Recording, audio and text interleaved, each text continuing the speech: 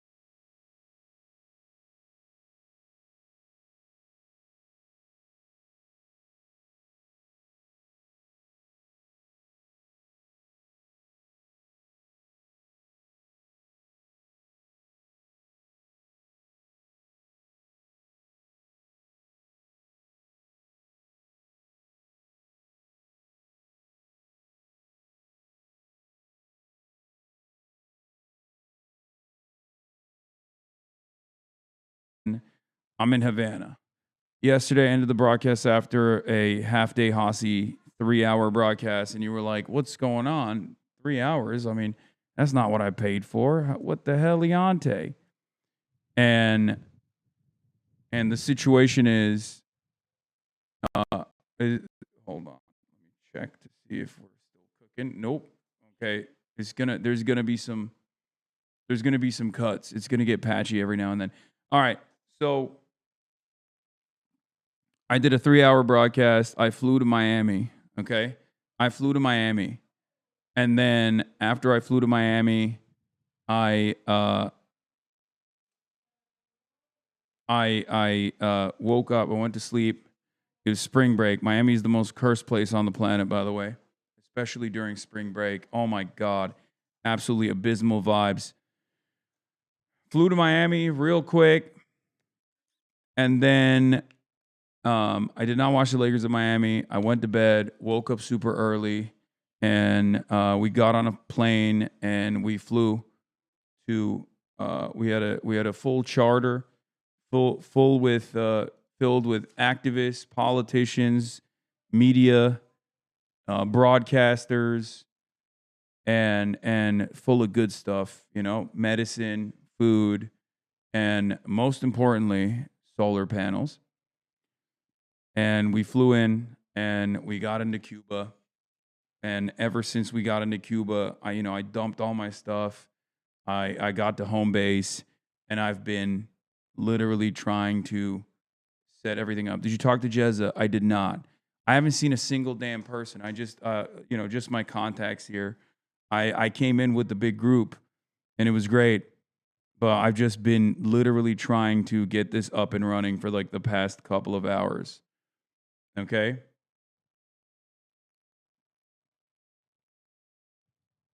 And you can see it in my face right here. I'm a wet, hot mess. Okay? It's hot as hell out here.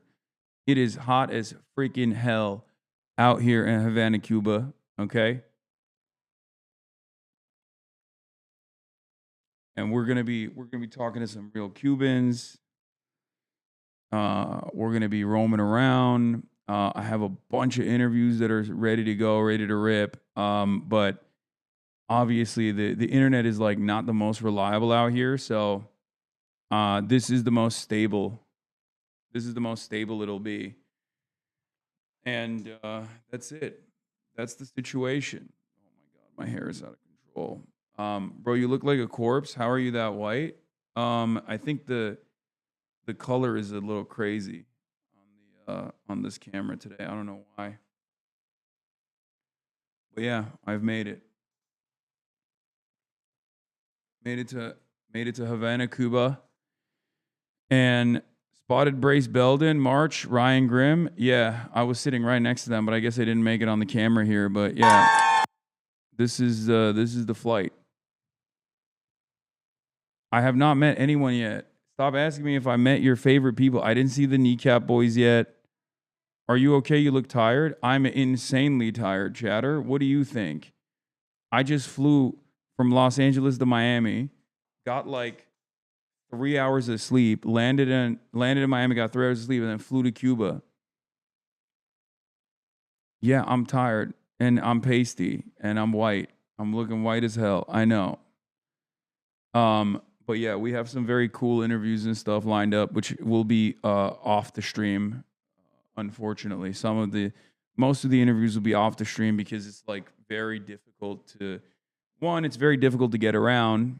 It's not as bad as like you would think, but it's still obviously a bit of a pain to get around. And also on top of that, there's severe limitations here. The energy grid is currently stable, luckily, but as you guys know, the energy grid was taken out for like 24 hours. So, but first things first, Cubans, the fucking best people, okay? So kind, so welcoming, just the best. Just the absolute best people. Oh my Lord. Okay?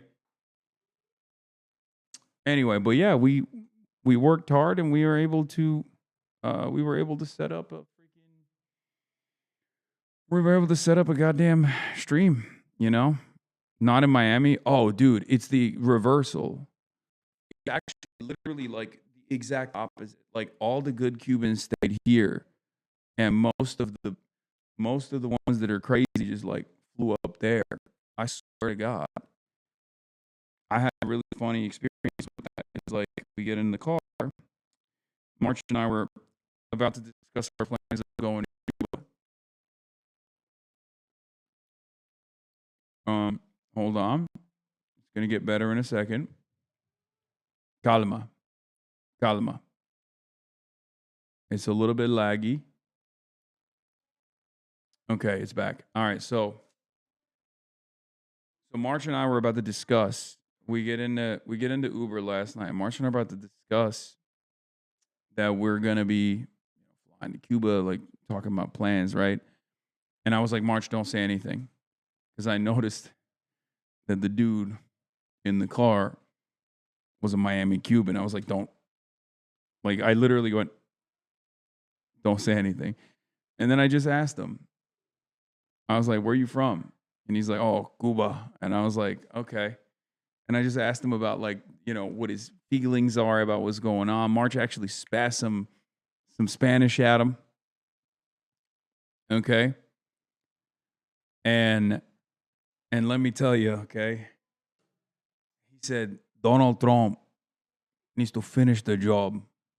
That's what he said. That was the first guy. And this is like, I guess this was March's first real interaction with like a Miami Cuban. You know what I mean?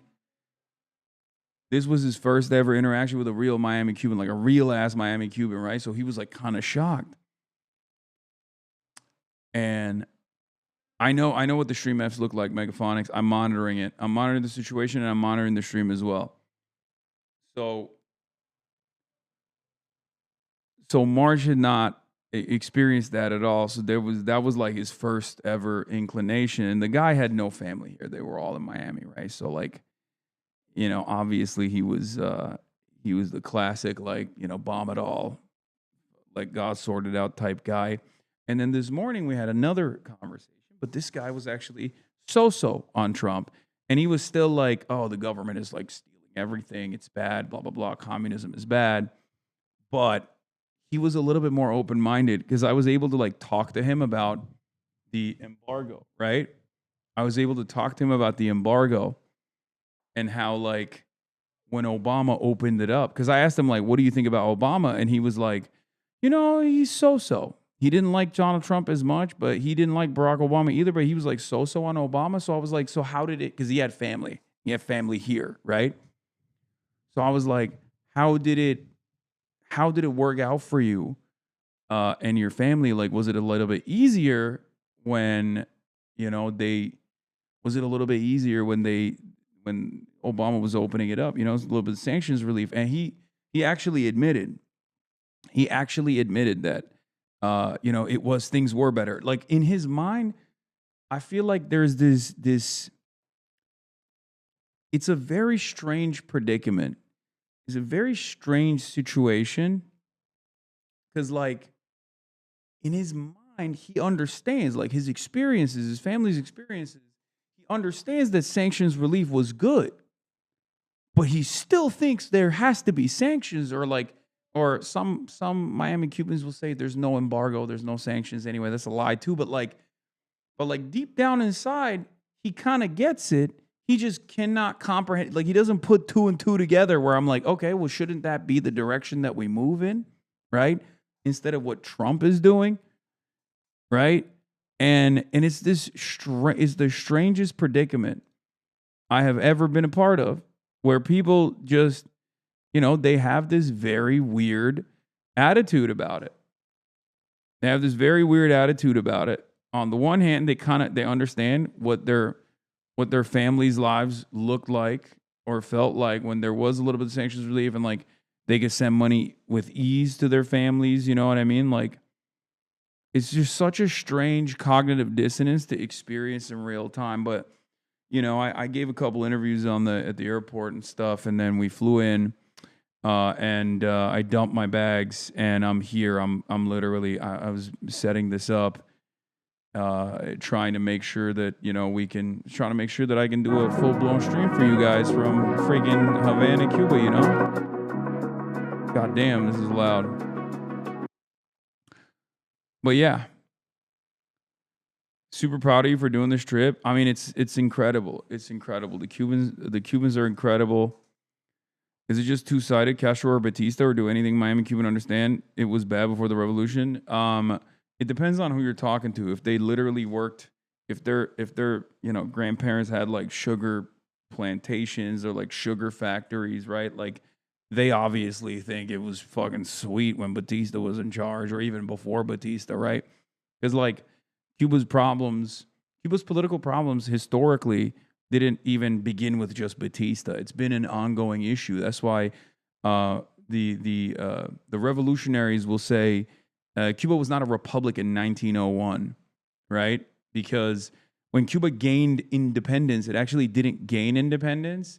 It gained independence from Spain, but it didn't actually gain independence because it was still locked in with the United States of America. That's where Guantanamo Bay comes from, for example. So like, for a lot of people that don't know the history of Cuba, they had a lot of racial issues as well. Cuba is like much more diverse than the United States of America is. Like the Afro Latino population here is around 50-50. The white Spanish colonial rulers actually wanted to keep it like 60-40 to the best of their ability, right? So there's a lot of colorism as well. Well, not anymore, but like there was a lot of colorism in Cuba in its history. There was like, protest movements specifically with Black Cubans that wanted to get the same, to get the same amenities and the same rights that like white Cubans were getting. And there's a lot of cross-pollination, both on the white supremacist racism side of like white Cubans working with white Americans, and then also with Black Cubans working with Black Americans. Now, this is, of course, pre-revolution, pre-Batista. I'm talking about the 1900s, right? 1900s onwards, 1920s, 1930s. And then Batista comes in, and he's a ruthless autocrat. He's a ruthless tyrant. And, of course, then the Cuban Revolution happens. And the Cuban Revolution is actually different than the previous ownership over Cuba, because the Cuban pseudo republic, if you want to call it that, pre-revolutionary Cuba, was mixed as well. But the pre-revolutionary pseudo republic of Cuba was there was a constitutional amendment that made it so that America could militarily invade it, and oftentimes did at the behest of the ruling class. So this is post-revolutionary Cuba, an agrarian, national, social revolution before it became a socialist, communist revolution. This revolution actually did away and gave Cubans full autonomy. And equal rights and representation. Now, of course, maybe not for the gays initially, but that's obviously been patched. But my point is like pre-communist revolution Cuba was still a vassal, an island, maybe not as directly considered a territory like Puerto Rico, but something in between, right? Whereas revolutionary Cuba, post-communist revolution, is a truly independent country, which is the reason why I'm bringing up all of this, is because these financial entanglements that Americans have with Cuba, the assets that they owned, whether it was the banking system or the sugar plantations, or even the deep ties that the casinos and the tourism industry had here with American corporate benefactors, has existed for long before, has existed for a very long time. It actually was a big part of the reason why this revolution took place to begin with. These people were not being adequately represented. Their needs were not being represented. There was prostitution, child prostitution. There was widespread illiteracy. The countryside didn't have... what do you get me? March got me... We don't got Red Bull here. What is this? XL energy drink. Yeah. March got me an energy drink. XL energy drink. Hi, chat. No, I'm Mauricio now. Mauricio. Yeah. Bro, he's been spitting, by the way. He just fucking stays spitting. Okay? Why'd you take the the brand off. Oh, okay. Oh my God, this is my first bottle of water in Cuba. I have been parched.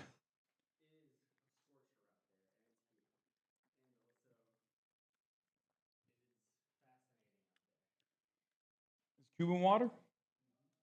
Oh, oh my God. Oh my God. Really?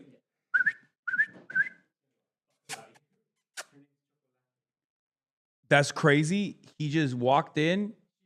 She just walked in, monitored the situation, and fucked off. Yeah. Okay, that was cool. There's a little puppy in here, but she barked at March quite a bit, so I don't know. You visiting La Plaza de la Revolucion? Sure. I'll be visiting everything. You got to do the Cuban coffee, my guy. Shit is so damn fire, brother. Okay.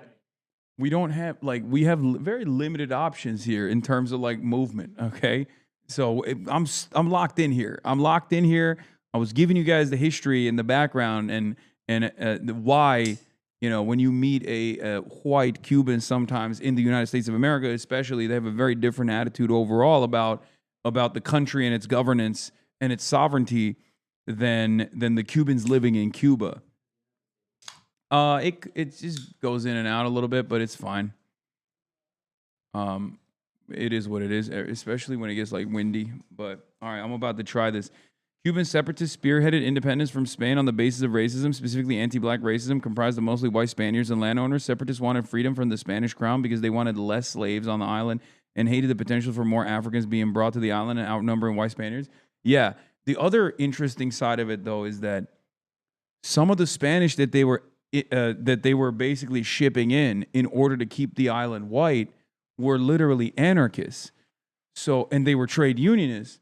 So basically what ended up happening is like a big part of the initial communist movement and the formation still has that white identity associated with it as well. Obviously, of course, like the racial component still very much existed, but like ironically enough, some of the whites that they brought from Spain literally were the trade unionists and the anarchists that were like, yeah, we got to do fucking union strike. We got to do strikes. We got to do demonstrations.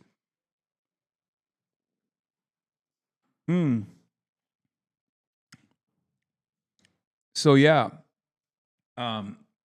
where did you read this? It is actually a book that I'm reading currently. I don't. Oh, March might have it with him. Actually, is a book called Cuba.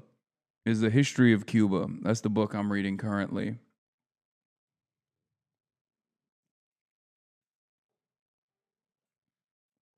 But yeah, this is good.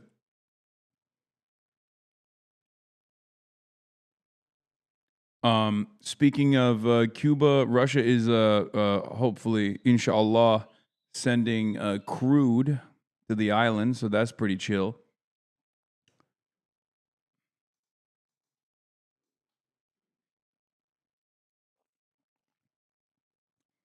Ada Ferrera's Cuba and American History, that might be the book. I mean, I can go look at it. But the weather is brilliant. The weather is beautiful. The island is sick. The vibes are fucking incredible. These people are unimaginably resilient. It totally makes sense. When you come here, you're like, oh, I get it. Like, yeah, there's issues with the energy grid. Food doesn't keep. No refrigeration, right? But then also at the same time, these guys are chillers. All right, they're fucking chillers, dude. I don't know how else to describe it. They're just like, what are you gonna do? This is our life. This has been our life for decades. You know, the Yankees have brought this about, and it is what it is. I wish things were better, but what are you gonna fucking do? That's low key the attitude, and it's very cool. Thank you, Themasius, for the playlist. Are you jet lagged? I don't think so. But yeah, you don't need fridges when you're chill as fuck is right. That's true. You got food and you didn't give me some? Oh, you didn't get anything from the store? There was nothing in the store? How was the I'm good. I'm good actually. How was the store? Did you see any trees or was it it's not a lot? Okay, I want to. Yeah, you can explain the situation. I won't be able to hear. They won't be able to hear you though, because the noise gate's heavy. Multiple stores. Uh huh. Uh huh. Little bodegas, people's homes. Oh, they didn't even have water. Some of them. Okay. Mm-hmm. Yeah, shit's scarce. Not a lot of not a lot of commerce options out here. Not because of communism. Okay, before people freaked out about that. Treats under socialism. Yeah. So, have you met up with any of the other activists that arrived at the island, brother? I came with them. We've been out here together. They're currently at a big meeting with the president and the welcome committee and all that. But I'm not there because I had to set this stuff up because I have an obligation, a duty, and you know, this is my life. This is what I do. How's Brace doing? Brace is doing great. Hung out with him a lot. Kissed him a lot. You know, we kissed.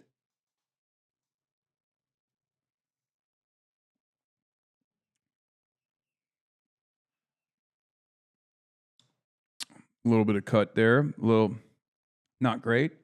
Little break off there, but it's all good. We're gonna get better. Internet's gonna get better. Lesbian lighting. Okay, yeah. How was Medea Benjamin? Yes, I met my queen, Medea Benjamin. She was brilliant. She was wonderful. She's the queen. Bro, streamers at a meeting the Cuban president. Yeah, don't worry about it. Don't worry about it. I got some stuff going on. I got some stuff dialed in. Okay, calm down.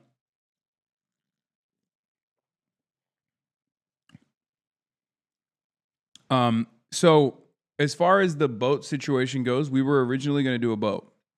We were originally going to do a flotilla, but then the situation is fluid.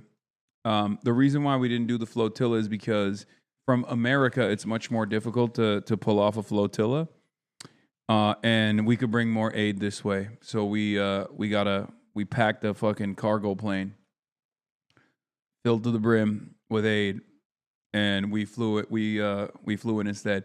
The reason why I was a little bit evasive about like how we were gonna go, I'll tell you now that I'm here, and there's not like I can't reveal everything to you all the time. I know that you guys are like very you're very used to me being like super forthcoming and super transparent with everything.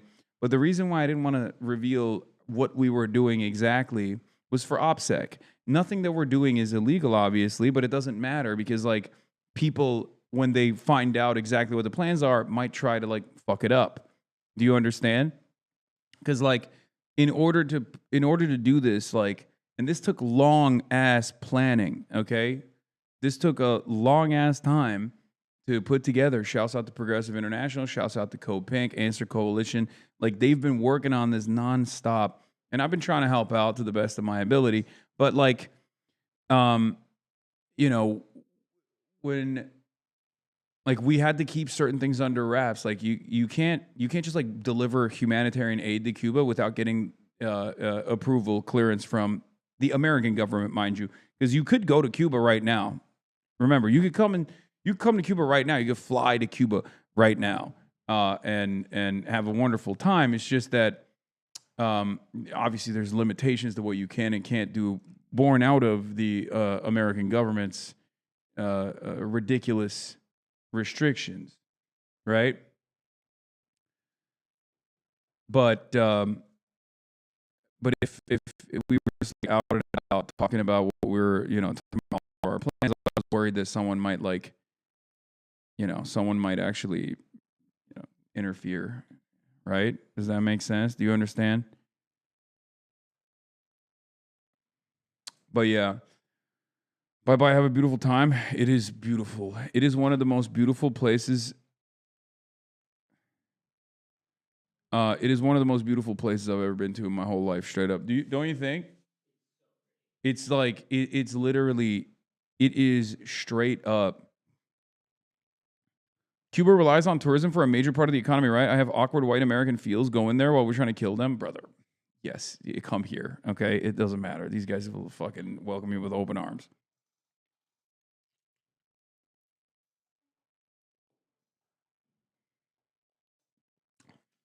But yeah, it is truly the most beautiful place I've ever been to. I totally get why Will loved this. Loved Cuba when he visited, and it makes sense. It makes it the nicest people. Yeah, incredible. My favorite food that I ate in Cuba, ropa vieja, pineapple and plantain chips. Please try ropa vieja if you have the chance. Okay, will do. All right, let me blast off real quick. Do we have a blast off meme or no? Yeah, live from Havana, Cuba, monitoring the situation, www.twitch.tv. HasanAbi. Blast off meme if you need one. Okay.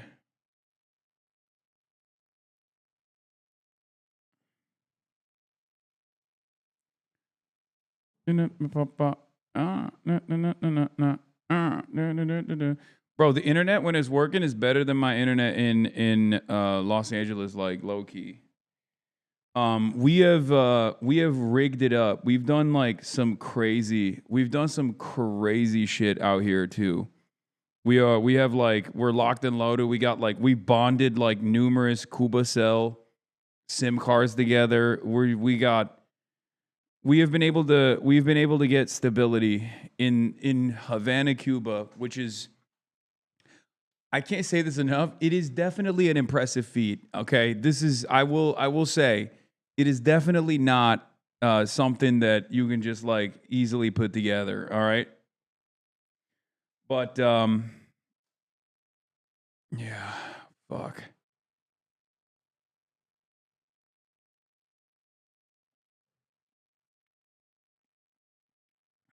Blast off submission. What is this? Okay, I already.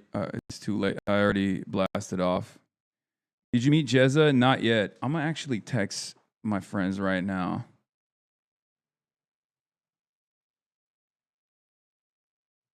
Oh, also shouts out to the HasanAbi head at TSA that let me pass through without giving me too much grief.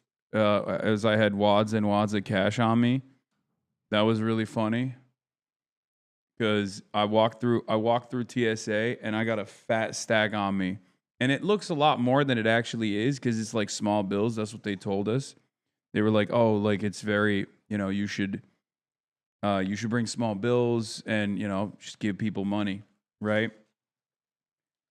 So I came in with this shit, okay?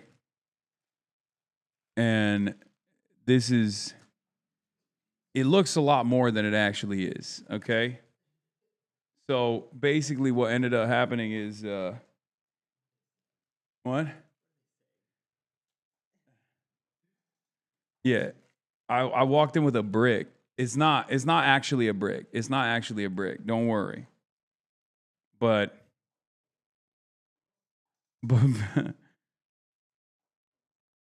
you are so lucky you got a fucking fan. I know, cuz he was looking at me he's like, "Bro, you're Hasan." I'm like, "Yeah." He's like, "What the hell is that in your hand? Is that just a brick? What the fuck?" And I was like, "Yeah, well, I'm going to Cuba and they're all small dollars. Don't worry, it's nothing crazy." Bro, you're going to get robbed? Brother, the money is for the people here, okay? So if someone were to rob me of this money, that would be I was going to give it anyway. You know what I mean? It's just it goes to one guy rather than a bunch of guys. You fucking idiot.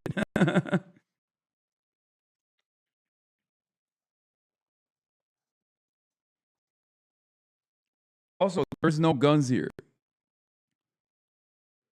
Anyway,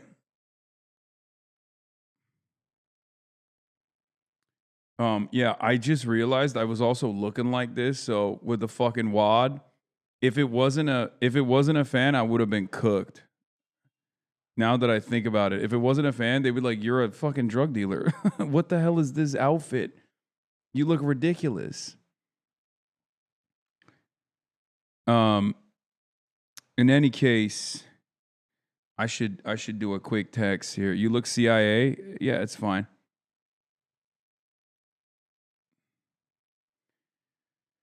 Bro, that TSA agent gonna be in trouble now. It's not illegal, man. It's not illegal to have fucking cash on you. Okay, what the hell? It's not illegal to be moneyed up. Um,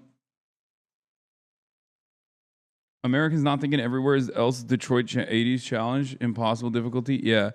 So, yeah, we blasted off. By the way, I'm live. I'm alive. Let the people know. Okay, we blasted off. I'm in Havana, Cuba,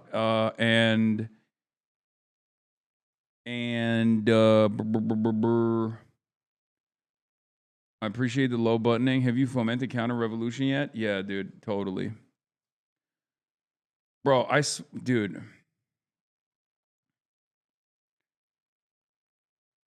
What was I gonna say? Oh, before we get into the situation monitoring, because the situation must be monitored, obviously. What was the last thing I was gonna say? Trump is looking for exit ramp. Wants someone else to fix the straight. Nice, great. Is that the mosquito spray? No, I'm good for now. I haven't felt the mosquitoes around me at all yet. Yeah, it's been pretty good. That was a big worry for a lot of people.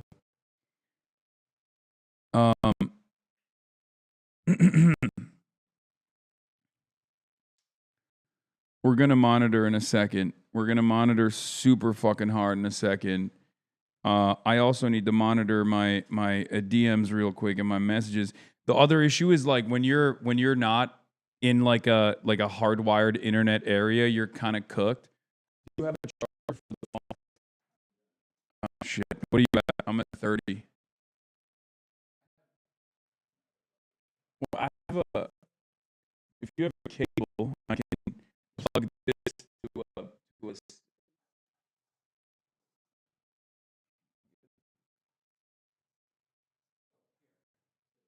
I mean, should we just waste that or whatever? We'll do it. True. No, I don't have a cable on me.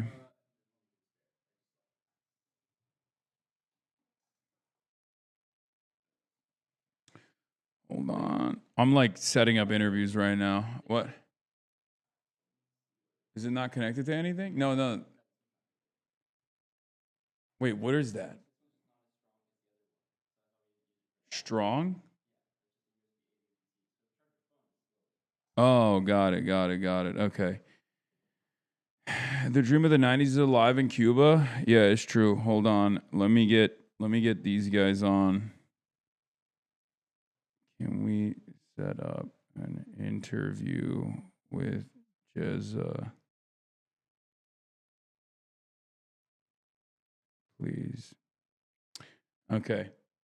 No, but they hate it and have hardcore cash restrictions. Come on, lol. And to be honest, kind of loving that is hiding from the feds. 90s Wall Street. What? I mean, you can bring cash to Cuba. You should bring hard American cash to Cuba and give it to the people of Cuba. That is one of the best things you could do in Cuba. Obviously, there's restrictions on how much cash you can bring, but it is what it is, right? Like, but Havana used to be comparable to Cancun and Vegas as premier tourist destinations. No, it totally makes sense. One of the most beautiful cities I've ever been in. It's one of the most beautiful places I've ever been in. Beautiful people, like beautiful architecture. Everything is amazing here. It's just like what we've done to this country is unfucking bearable, and seeing it in real time also is like very frustrating. First, I was overcome by the beauty of the land and the people, and then I was angry. Okay, especially because like it doesn't have to be this way at all. If we were just like, I'll give Cuba room to breathe, they wouldn't have to suffer at all. It's unfucking bearable when you think about it.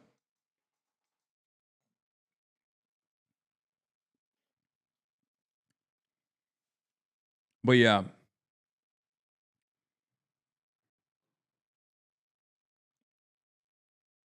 Anyway, what was I going to say? There was another thing I was going to bring up.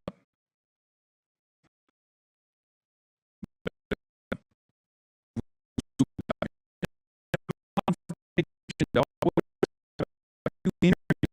Like, my job, my goal while I'm out here is to conduct as many interviews with like regular Cubans as possible. I'm going to be talking to. Okay, is it back? Is it still gone? Is it still busted? Yeah. It periodically goes in and out. My job out here is to talk to regular Cubans about their struggles, about how they live, their resilience. And my job is to talk to some of the most brilliant people you've ever actually encountered. Like, I'm going to be interviewing a doctor on the Alzheimer's and dementia treatments that they've developed here that are cutting edge. Okay. I'm going to be talking to another doctor about like the energy complications and the grid complications in terms of like conducting surgeries and whatnot. I'm going to be talking to some Palestinian students that are in medical school out here that came from Gaza, if I'm not mistaken. Like, there's Palestinians in Cuba right now going to medical school. Like, medicine is the number one thing, okay? If the Iranians are all fucking STEM lords, Cubans are all medicine lords, okay? It's literally not Skypea. What's the One Piece country that's all doctors? Their biotech is insane. Okay, they are goated on biotech. They're goated on fucking medicine. It's totally insane. What is that's here on the ground and cutting edge academics, professors, and doctors. Thank you so much for information and awareness on repeating the dignity of the people. Yeah, of course. So, like, Iran is the STEM lord nation where they're all fucking engineers. Okay, they all dual majored in like Quranic studies and Kantian philosophy, and then also how to make the craziest missile you've ever seen. And Cuba is the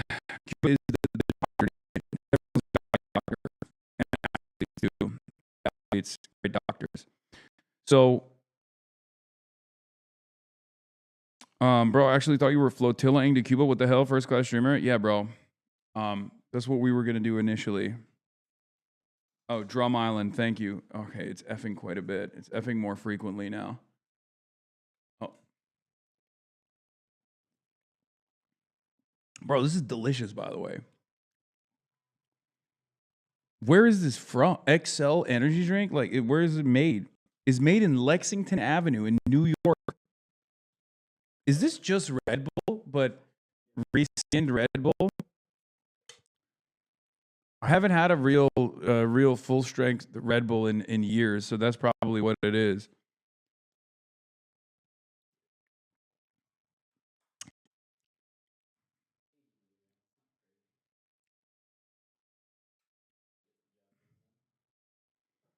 How long are you gonna stay there?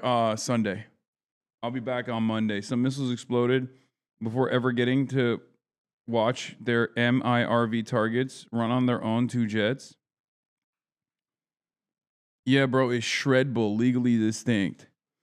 Yeah, so a lot of people, for example, don't know that Cuba has its own lung cancer vaccine. A lot of people, for example, don't know that Cuba has its own dementia and Alzheimer's treatments that are some of the most cutting edge dementia and Alzheimer's treatments on the planet.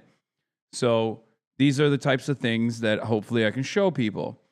A lot of people are completely oblivious to the day-to-day existence of regular Cubans.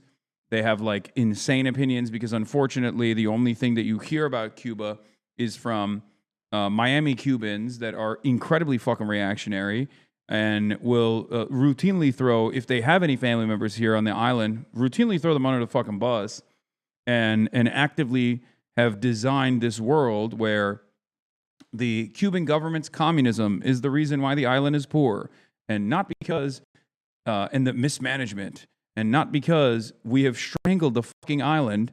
The largest imperial superpower on the planet has strangled this goddamn island that's 90 miles off the coastline of, once again, the hegemonic superpower for 60 years, right? And even longer before then. We have dominated this island for far longer than even the Cuban Revolution. The Cuban Revolution was the first instance where Cuba was able to develop sovereignty and dignity. and we've never stopped punishing them for it. And it is unfucking bearable, and it's incredibly stupid. It is one of the cruelest things that we've done, and it's totally on autopilot. And yet, so many people just hear how the conditions look like on the ground, where they're like, Cubans don't have access to running water, they don't have clean water, they don't have any electricity. And it's like no one asked the question how we got here. And when they do ask that question, people say, "Oh, it's because of communism."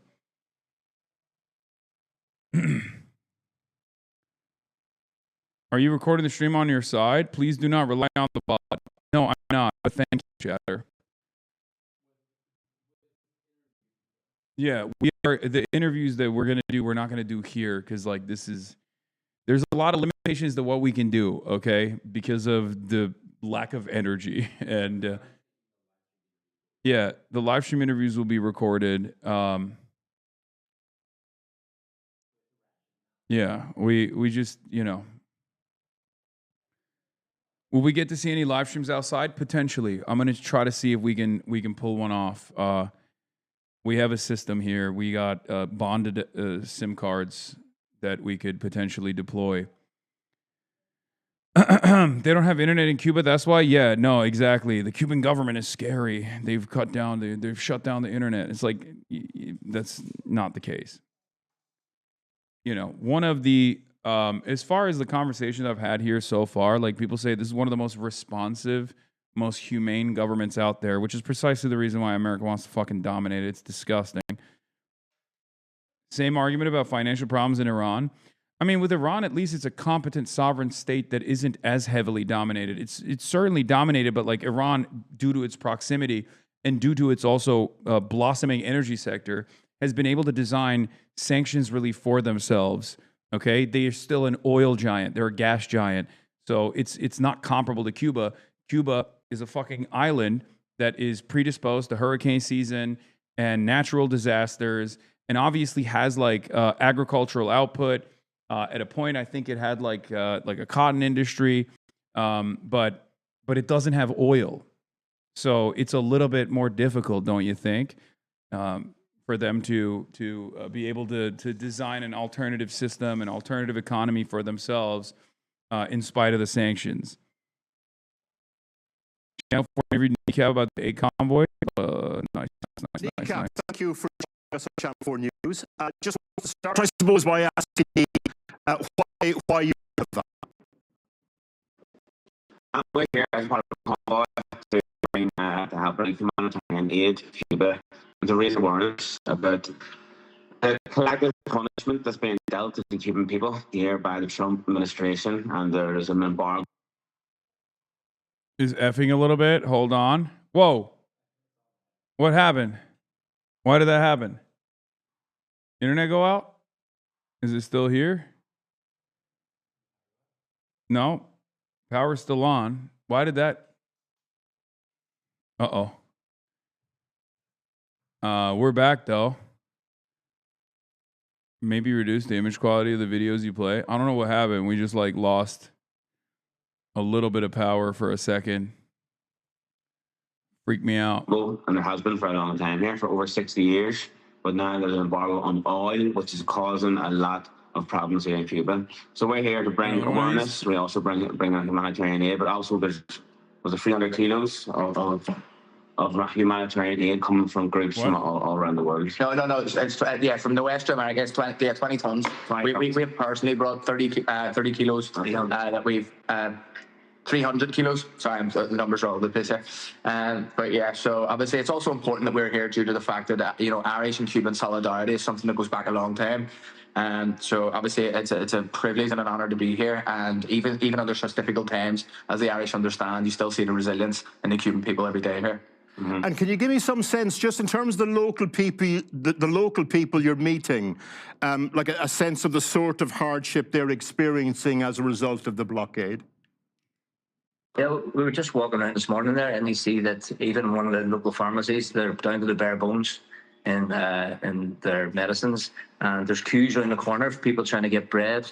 So the people are hungry as well. Like we know, going back as far as the forced starvation that happened in Ireland, You know, we were supported by the Choctaw people, you know, and the Native Americans who sent over funds to help people who were starving. So, true. You know, we know. So did the Ottomans, by the way. Just saying. I mean, you don't have to mention them, but like, yeah, I mean, they did do that for the record. The Turks did importance too. of international solidarity, and that's one of the reasons why we're over here now. The reality is here is that the struggle and the hardship is to do with the embargoes and the sanctions. It's not the inability of the Cuban people to run their own country. It's to do with the embargo that is being placed on them by. Okay, we're not gonna watch this whole thing. It's 20 minutes long. But yeah, they're doing a great job. I'm proud of them. The boys are great. Good afternoon. Thank you for introducing me to Kneecap. Yeah. Dude, as soon as this trip was being planned, I knew. I was like, I know one group of artists that would be perfect for this trip. And I hit up Daniel, their manager, and I was like, would the boys be down to do this? And he said, bet. He was like, yup, absolutely. I have not met Diego Avila yet, but I will most likely. I will soon. Okay. Situation monitoring time. Let's get into it for a little bit. I don't know how much time I have. So, other members of NATO, writing on Truth Social, the US president called other countries cowards over their conduct towards the war with Iran. Let's have a look at that post in full. He says, without the USA, NATO is a paper tiger. They didn't want to join the fight to stop a nuclear-powered Iran. Now that fight is militarily won, he says, with very little danger for them. They complain about the high oil prices they're forced to pay, but don't want to help open the Strait of Hormuz. A simple military maneuver, he thinks, that is the single reason for the high oil price. So easy for them to do with so little risk. Cowards, and we will remember, he finishes, signing it, President Donald J. Trump. Earlier, I spoke to our US correspondent, David Blevins. His tweet this morning, I think, is much more about pressuring allies to join the United States in its action against Iran than anything to do with NATO capabilities. In fact, some might suggest that he is now preparing for an exit to pass the problem of the Strait of Hormuz to those allies. If we analyse it very briefly, strategically, not that the president necessarily thinks strategically before he posts on Truth Social, I think it is one about leaning on those allies to protect shipping in the Strait as he tries to find a way out of this war now. It is two, reinforcing his long-running theme that America carries too much of the burden within NATO. And then three, there is a domestic aspect to it as well. He wants voters here in the United States to hear the message that America is doing too much. Why should we be defending them? Can you guys at least hear when the lower the bit rate, you himbo? I did. Chatter. I don't know if you know this. I'm in fucking Cuba. Okay? Are you aware of that? Like, dude, I'm basically fucking running an operation that's put together with like strings. Okay? As long as you can still hear the audio, even if the video cuts out, like, you know, it's gonna be a little fucking, it's gonna be shitty. Okay? It cuts in and out, dude. What do you want me to do? What do you want me to do? I'm literally in a country that hasn't had fucking oil shipping. I'm in a country right now, an island nation, that has not had a single barrel of oil come on its shores for the past 3 months. And you guys are like, meh. Yeah, everything falls apart at times, okay? You live in the United States of America in the lap of luxury and your internet cuts out. Like, what the fuck what are you talking about? Not even a comparison. As you say, in the last few minutes, he's been presenting the Commander-in-Chief Trophy to the Navy Academy, who have won the annual round-robin competition between the three colleges, Army, Navy and Air Force. And the President did speak very briefly about Iran. Let's just listen to that. I want to begin by just saying we're doing extremely well in Iran. The difference between them and us is they had a Navy 2 weeks ago. They have no Navy anymore. It's all at the bottom of the sea. 58 ships knocked down in 2 days. that we have the greatest Navy anywhere in the world. It's not even close. So, but we are doing really well. We're not going to let them have nuclear weapons, because if they had them, they'd use them, and we're not going to let that happen. Should have been done a long time ago by other presidents. David, if we hear that and we think about that post that I just read out on Truth Social saying that the war is militarily over, do you think, and are others saying that he might... Guys, war efforts are going unbelievable, fantastic. It's unlike anything you've ever seen before. Things are going spectacular. Trump on opening the Strait of Hormuz, you need a lot of help. Trump on Iran, I think we've won. Trump on Karg, I may have a plan or I may not. Trump on opening the Strait of Hormuz, at a certain point, it'll open itself. What are we fucking doing, bro? I mean, he is literally, dude, buy war bonds now? That's so funny, because it would be the equivalent of like, buy war bonds or don't, it doesn't matter. Like, that's the communication coming out of the admin right now. You know, maybe we're going to go to war, maybe not. Did Pearl Harbor even happen? I don't know. Many people are saying we shouldn't have cut the Japanese off the oil, but we did. And then they hit us bad. They hit us real bad. But some people are saying maybe they could have hit us worse. Who knows? It's crazy. It's crazy. It's crazy. It's crazy. It's crazy.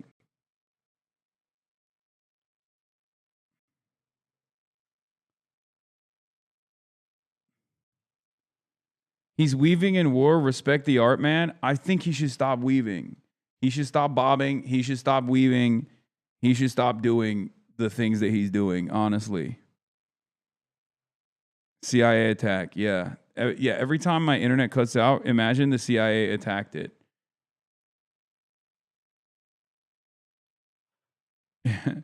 Go directly to the bank right now and ask them for your money. They won't give it to you, but the people working there could use the laugh. Breaking. S&P 500 officially posts its lowest close of 2026, erasing $3.2 trillion in market cap. $3.2 trillion in market cap since the Iran war began.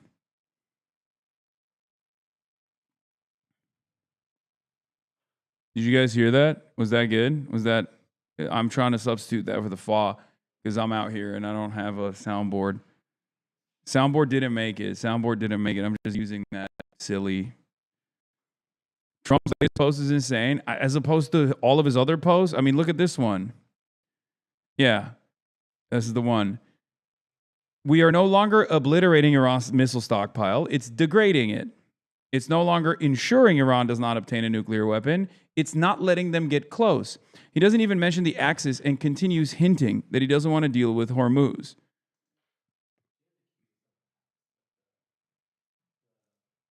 Yeah, I do. Why, you need the pins?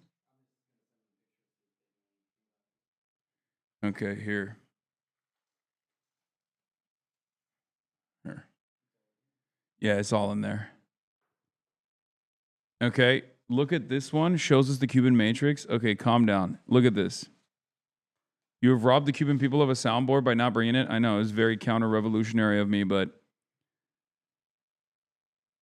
Israeli media. Breaking. The Islamic Resistance Hezbollah brigades in Iraq will resume strikes on the U.S. enemy embassy in Baghdad starting today. The truce has ended. The enemy breached it. Israeli media says, Reservist Major General Nimrod Schaefer, former head of planning division and former director general of the Israel Aerospace Industries. We have entered a war of attrition with Iran as a result of a mistaken perception that the regime in Iran would collapse if it was hit hard. Oh my God. Every other day, it is literally the same. Every other day, they just go, we fought Iran, and oh shit, Iran had hands. It's like, how many days? 20 days. 20 days. 20 days. And every single day, they're like, you know, we didn't think it was going to be like this. Okay, hold on. It's effing again. I know. It's effing, and it's back. It's no longer effing. Wait, it's live. Ingest is live. Oh, because oh, okay. Okay.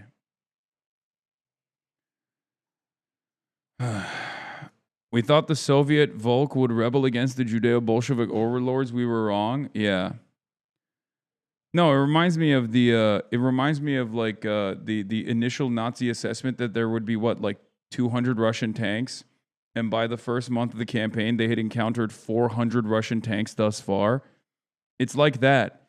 They're like, "Oh, we thought they had toy airplanes that they could just like drop a couple missiles, not a big deal." And then they're like, "Oh shit, they actually have unlimited missiles. Oh my god, the missile strikes are never ending.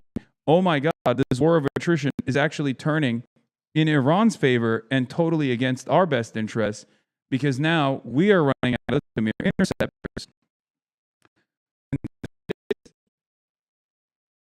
We are getting very close to meeting our objectives. We consider winding down our great military effort in the Middle East with respect to the terror regime of Iran." Bro, every time I try to read Trump, it Fs. What the hell? Every time. Every time. Okay, it's back. Every time I try to read Trump, it Fs.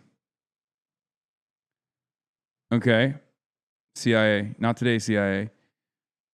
Middle East with the terrorist regime in Iran, completely degrading Iranian missile capability, launchers, and everything else pertaining to them. Destroying Iran's defense industrial base, eliminating their Navy and Air Force, including anti-aircraft weaponry. You didn't do that, though, because yesterday they blew up a fucking F-35. Never allowing Iran to even get close to nuclear capability, okay? And always being in a position where the USA can quickly and powerfully react to a situation should it take place. Wrong on all of those accounts. Protecting at highest level our Middle Eastern allies, including Israel, Saudi Arabia, Qatar, the United Arab Emirates, Bahrain, Kuwait, and others. Not a good job with that at all.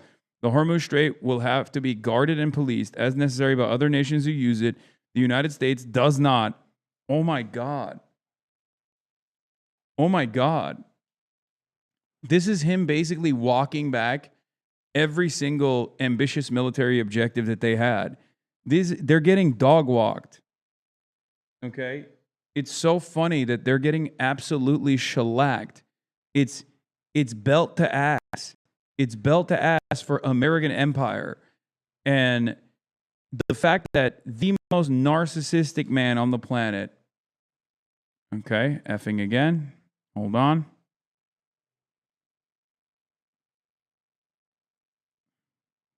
The fact that the most narcissistic man on the planet could admit to this. I mean, this is it. This is a surrender. Okay. Obviously, who knows what he might do tomorrow? Who knows what he might, come up with tomorrow? It's just the way that Donald Trump operates is, yesterday's tactical retreat turns into tomorrow's escalation. But right now, at this moment, you cannot read this as anything but surrender. Okay. They came in with a lot of ambition. They came in with a lot of bombs. And they thought they could decapitate the leadership and immediately get back to the negotiations table. Israel obviously had different ambitions, and it didn't work. Israel's ambitions are seemingly not working either. Just as, yes, I'm in Havana. Oh, no. Oh, come on. Come on. Fix it. Okay, it's back. Yes, it's effing, I know. Oh, God, I'm so tired. What am I doing? The Pentagon. The Pentagon's after me. CIA's after me, boys. Let's just say he won and let us move on from it and secure an everlasting peace. I agree. Lower stream quality a bit. I already have. You're at 8 megabits? No, I'm not. I don't know why you're saying that. On my end, I'm not. On my end, my output is at 4,000 kbps. Should I change the encoder preset? Because right now it's on slow, good quality. Should I lower that too? Fastest, lowest quality. Wait, what? No, I mean, sure. You can't change the output mode. That's the only thing you change is the bit rate.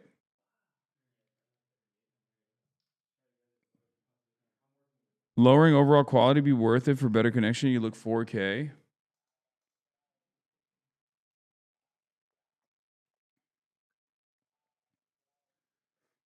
Don't get Havana syndrome. Okay. How's the weather there? It's incredible.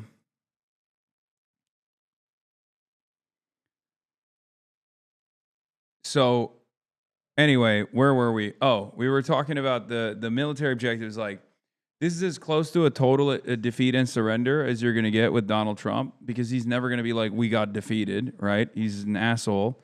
That's not how things work. And that's not how anything works, and that's not how Trump works. So obviously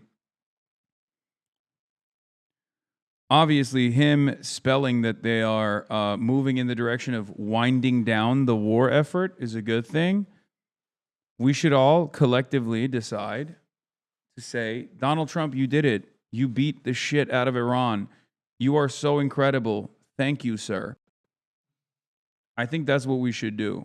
We should just all keep telling him how good he did and how he doesn't even need to fight Iran anymore.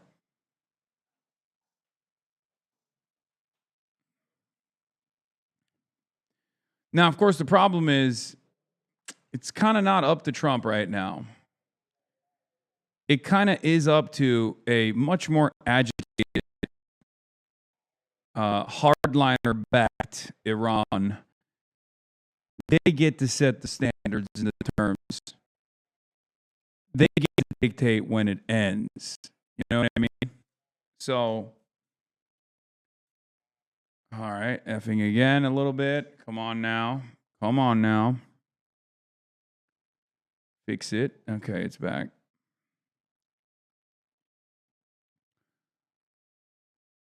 So Iran gets to dictate when this ends. So we don't know. We don't know if Donald Trump, if Iran will let Donald Trump take the off ramp. But here we are. United States does not. If asked, we will help these countries in their Hormuz efforts, but it shouldn't be necessary once Iran's threat is eradicated. Importantly, it will be an easy military operation for them. Thank you for your attention to this matter, President Donald J. Trump. So yeah, he is totally tactically retreated, at least in this iteration. He is totally tactically retreated from the maximalist goals that they had, knowing full well that they are impossible to achieve, and here we are. Might now be seriously looking for an off-ramp with all this.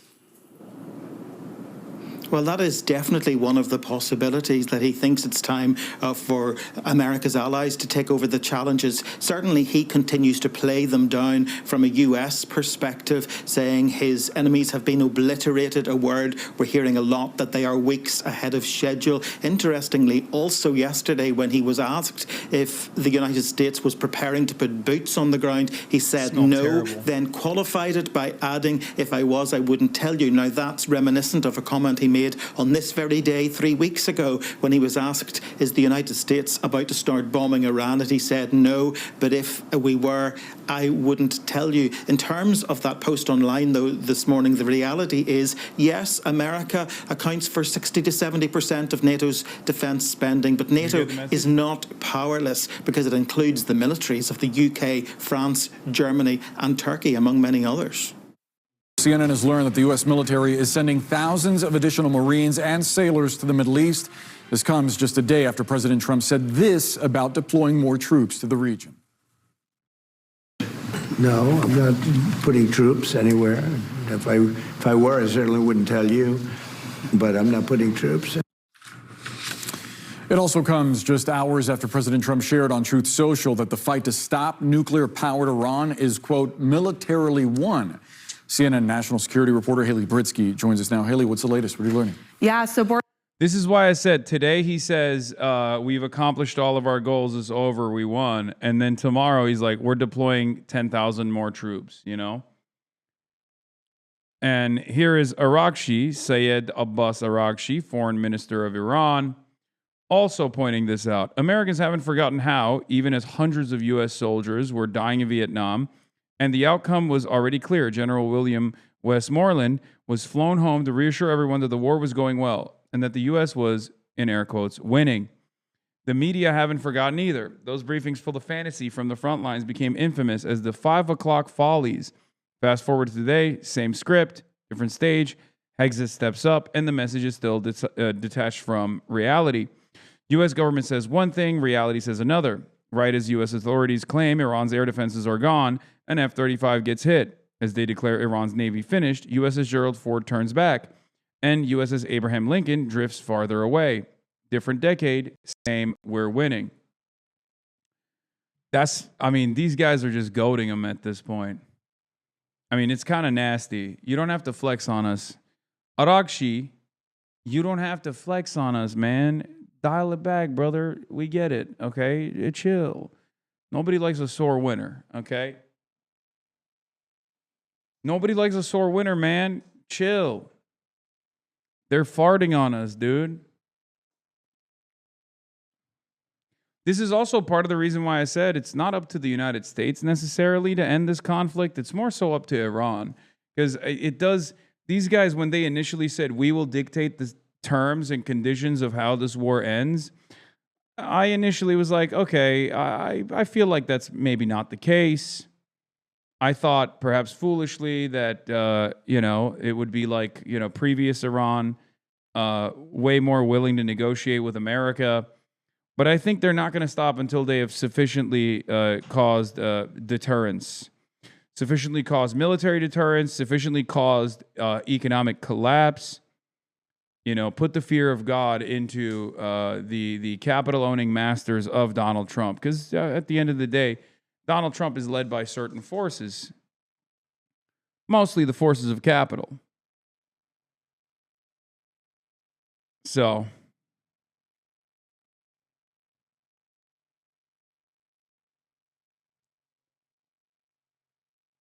that's where we're at. First, we're learning that the 11th Marine Expeditionary Unit off the West Coast is heading towards the region now. This is the second MEU going towards the Middle East. The 31st has already left from the Pacific going towards the region.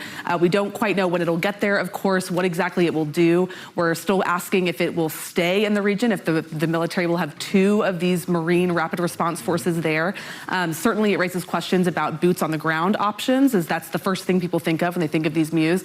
But these units are really kind of the Swiss Army knives of the Marines and of the military. They can provide aviation logistics support. So they provide commanders a lot of options. A lot we still don't know about this deployment, but it certainly provides a lot of options to Admiral Bradley Cooper of CENTCOM. It also raises questions about how long this engagement might go. We heard President Trump say it would be a matter of weeks. Now there are questions about whether this is going to be prolonged. That's right. We still don't know how long this is going to go. We hear Secretary of Defense Pete Hegseth saying it could be 4 weeks, it could be 5 weeks, it could be 3 weeks. Obviously, we're nearing the 4th week point at this point. But they keep saying, we keep hearing from these senior officials that, as we just heard from the president, this is essentially won, that the conflict is, there's fewer targets to hit. But still, the Strait of Hormuz is effectively closed. We just saw yesterday an F-35, U.S. F-35 had to make an emergency landing after sources say it was believed to be hit by Iranian fire. So there's certainly a lot still happening. That's such a funny way to describe the event, by the way. How's the island? Michael from Taiwan. It's beautiful. It's one of the most beautiful places I've ever been to in my entire life. Straight up. Undoubtedly might be one of the most beautiful places on the planet. Bar none. Anyway, as far as this incident, as far as this F-35 thing goes, this is a major blow. This is a major blow to $2 trillion R&D equipment, a piece of technology that's supposed to showcase American air superiority, a piece of technology that's supposed to showcase American dominance, and yet it was taken out by some kind of surface-to-air missile system that the Iranians very clearly, not even from a fixed position, Iranians very clearly rolled out. And it is a major, major blow to American air superiority. It means that the last-gen fighter jets that they have are totally beatable. Bro, they are sending the USS Boxer and USS Tripoli. We are invading 100%. They don't break those guys out unless it's happening. Yeah, this will also be devastating for America, for the record. Any sort of additional military incursion of this sort will unironically be devastating for the United States of America, because I don't think these guys understand. Iran also has a significant upper hand in terms of fighting against boots on the ground military warfare. Like, this is the very same topographical advantage that they have, being a fucking mountainous fortress, is going to be doubly relevant when considering the logistics of invading a country that size, invading a country with that many people, especially trained fighters. Iran has a standing military. Iran has the Basij militias. Iran has the IRGC. It's not Afghanistan 2.0. It's so much worse. People think it's going to be Afghanistan 2.0. The Taliban did not have any, like, they had manpads or stingrays, right? But they didn't have the same tools that the Iranian government has. The Taliban would not be able to successfully hold the Strait of Hormuz. You understand? I wouldn't even say, I mean, it's kind of like Vietnam, I guess. It's closer to Vietnam than it is to Afghanistan. But even then, it's not, I mean, I guess Vietnam had a lot of like foreign aid as well. You know, the USSR was there helping out quite a bit.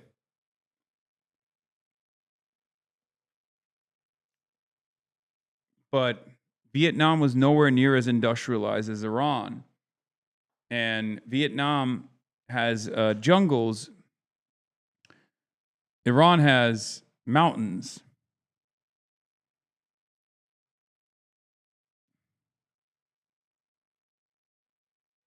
Vietnam got aid from Sweden. Rare social democracy win. That's goated. It's just not... It's unlike anything that you can really compare it to, and it will be a devastating quagmire. It wouldn't be a quagmire. I think saying that invading Iran with boots on the ground would be a catastrophe, and not for the Iranian military objectives. It would be a catastrophe for America. I mean, of course, it would be catastrophic for a regular Iranian society, but it would be I think it would be a devastating defeat, perhaps even faster than Vietnam. It would completely expose that the American empire is done. I obviously don't want that to happen, mostly because I obviously don't want that to happen, mostly because I don't want fucking unnecessary deaths and destruction. But yeah, it's a quagmire now. It would be a catastrophe tomorrow. On the ground here, and these units moving in will just provide more options for what the president decides to do next. Haley Britsky, thanks so much for that reporting. CNN's Kevin Liptak joins me from the White House. And Kevin, let me go to you first. And more Marines, like we were saying, making their way to the Middle East as administration, of course, pushes, we've been talking about, for extra funding, some $200 billion. Bring us up to date with the very latest. What do we know, first of all, about this deployment? Right, and this will be the second, what they call a Marine Expeditionary Unit that's now headed towards the Middle East. There is another one that is deploying from Asia and heading in that direction. So it will bring the total number of Marines tasked to these units to about 4,500. It will add to the about 50,000 American troops that are already in the Middle East. Now, what exactly... HasanAbi vindicated. The supposed mobile anti-stealth surveillance radar RRGC utilizes on wheels. I don't know if this is the one. China arms Iran with 700-kilometer anti-stealth radar capable of tracking F-35 and B-2 YLC 8B transfer redraws Middle East air power balance. I mean, I don't know if this is like assured or not. I don't know if this is a given or not. Do we know? This is just suspicion.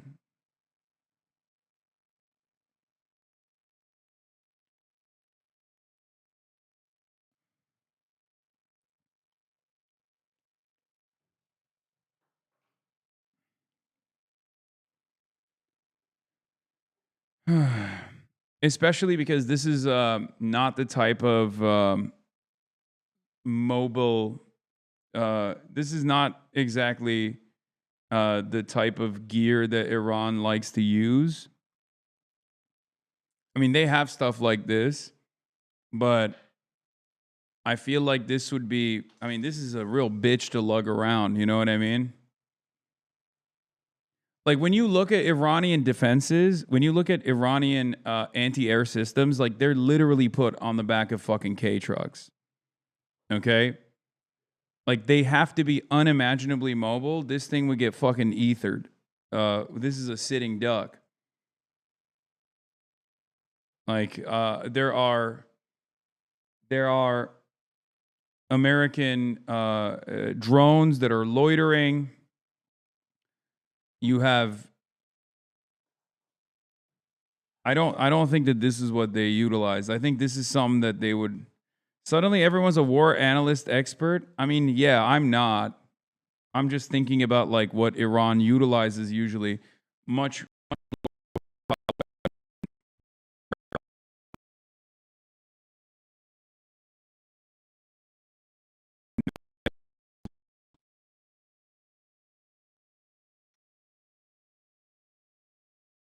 Some of their indigenous weapons systems, their TELs, like the way that they're designed are I mean, it's crazy. Is it effing?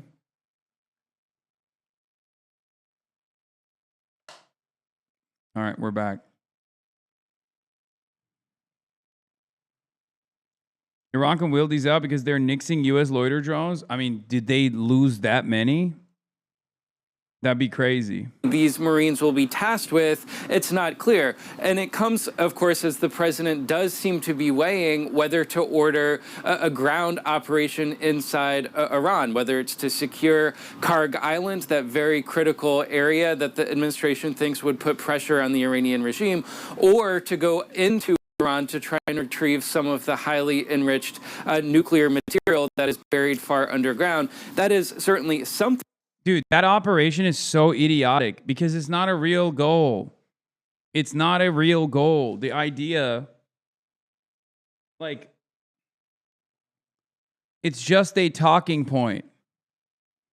It's just a talking point. It's not a real military objective to like to diminish Iran's like nuclear enrichment capabilities or take out their enriched uranium. Okay? That's not a real goal. It's just a talking point. So for them to throw potentially thousands of Marines in the fucking kill chamber, in the kill box, specifically to be like, no, it's actually not regime change. We just want the nuclear arsenal to be diminished or whatever when they don't have one. And they have in the past effectively, through diplomacy, stopped Iran's nuclear ambitions, no matter how hard of a limit that existed on those nuclear ambitions anyway. The fact that they would like send troops potentially to do like a Isfahan extraction mission, because the complex nature of a mission like this requires you to not have just like special forces. You need to be able to control the area and have air superiority for an extended period of time. Jesus Christ. Hold on. It's again now.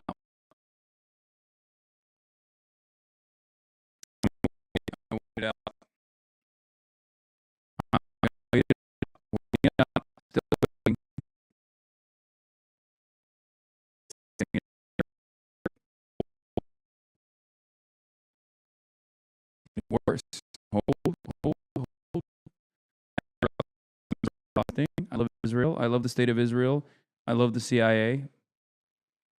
CIA has done nothing wrong, and Israel has done nothing wrong ever. And Israel's the greatest nation. Oh my God, it's back.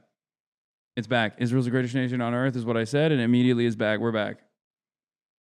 Okay, that's a cool trick for you guys. It literally worked. Anyway, where was I? Trying to trying to degrade Iran's nuclear program directly with your military is an immensely complex mission. Okay? One, I don't think they have full schematics of what the things look like down there. Okay? That's number one. Number two, you have to bring in specialists alongside your special forces that know how to deal with and how to effectively neutralize radioactive material without blowing it up and causing a massive radioactive incident, right? You can't just strike it from above. You have to go in. It's an admission that the bunker busters didn't work, by the way. It's an admission that the bunker busters didn't work, so you have to go in their minds. Like you're gonna try to maintain air superiority. Okay, that's not a given. For an extended period of time, you're gonna paradrop, whatever, parachute special forces in there, or go through dense Iranian airspace with helicopters, which I don't even think that's gonna. I don't even know how you would do a mission like this.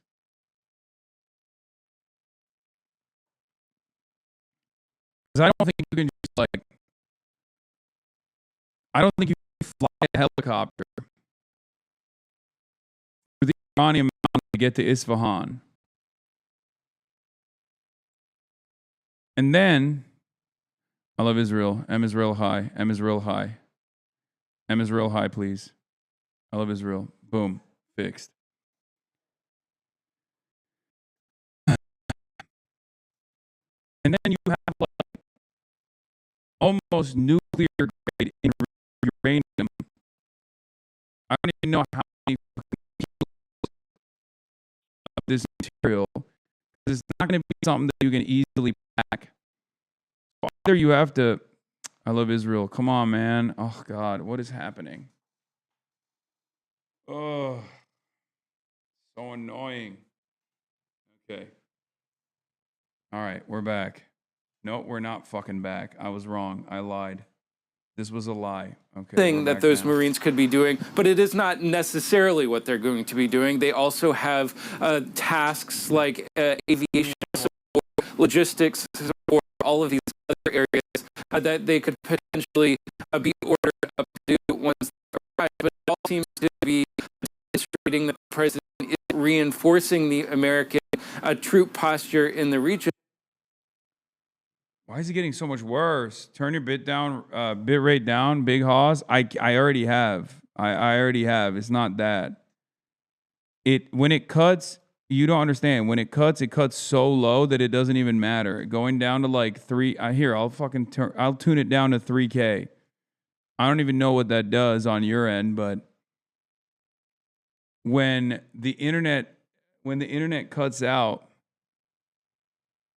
I can't put this bitch on 420p without ending the stream.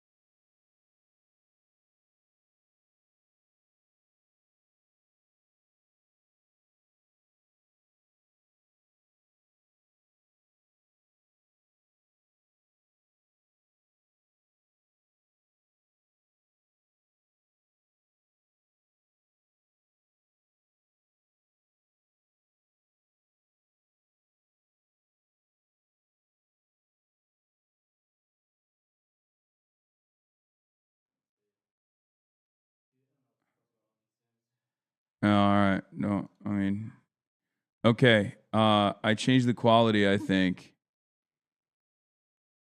I think I lowered the quality. It might, hopefully it doesn't cut out as much, but we'll see.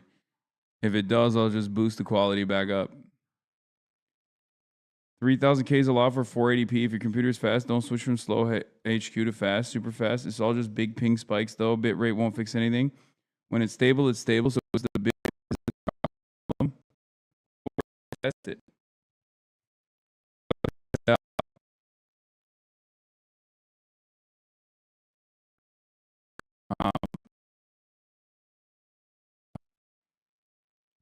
It fucking crashed instantly. No. It's when it goes out regardless. Okay, so it's not that. Yeah, that chatter is actually right. Lowering the quality unironically doesn't do much, because when the bit rate goes out, it recovered fast, but that could just be because it just recovered fast this time.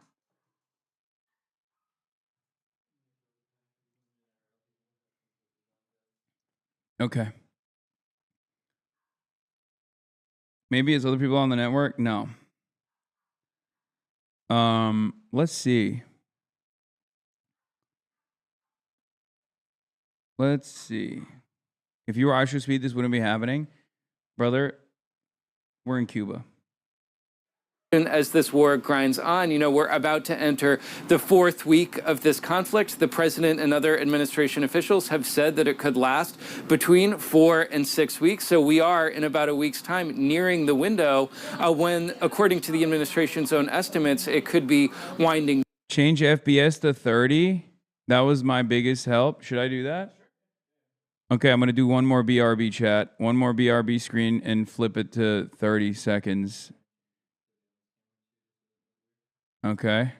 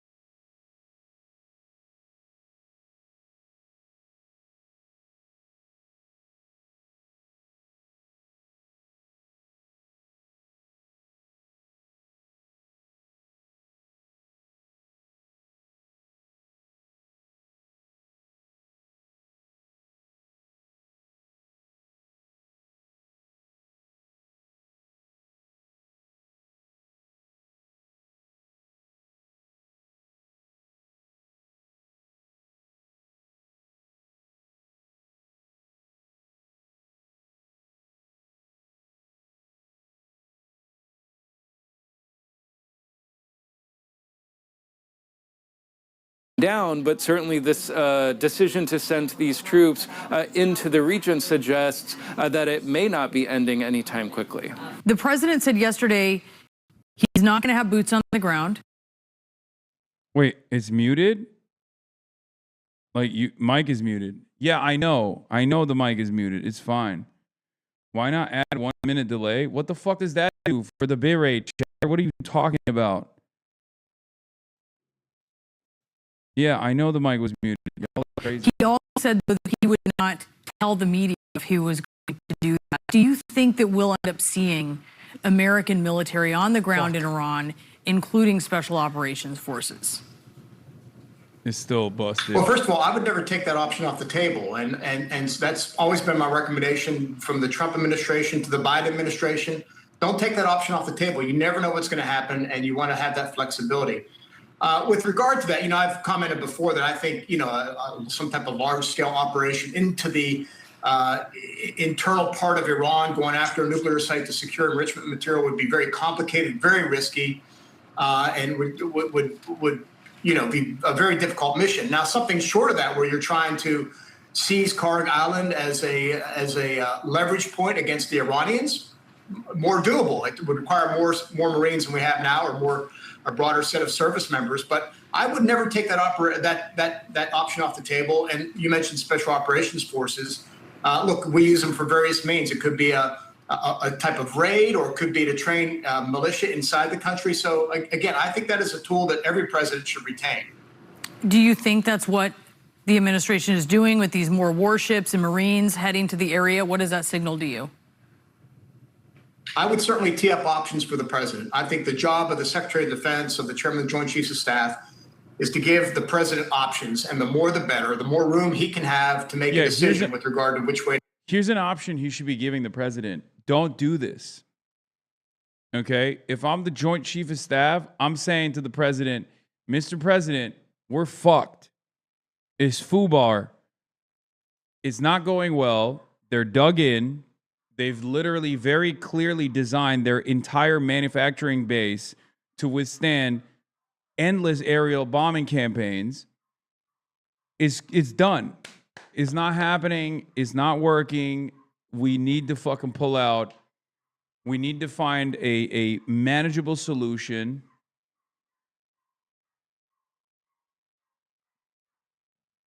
And we need to deal with them as though they are a fucking sovereign state.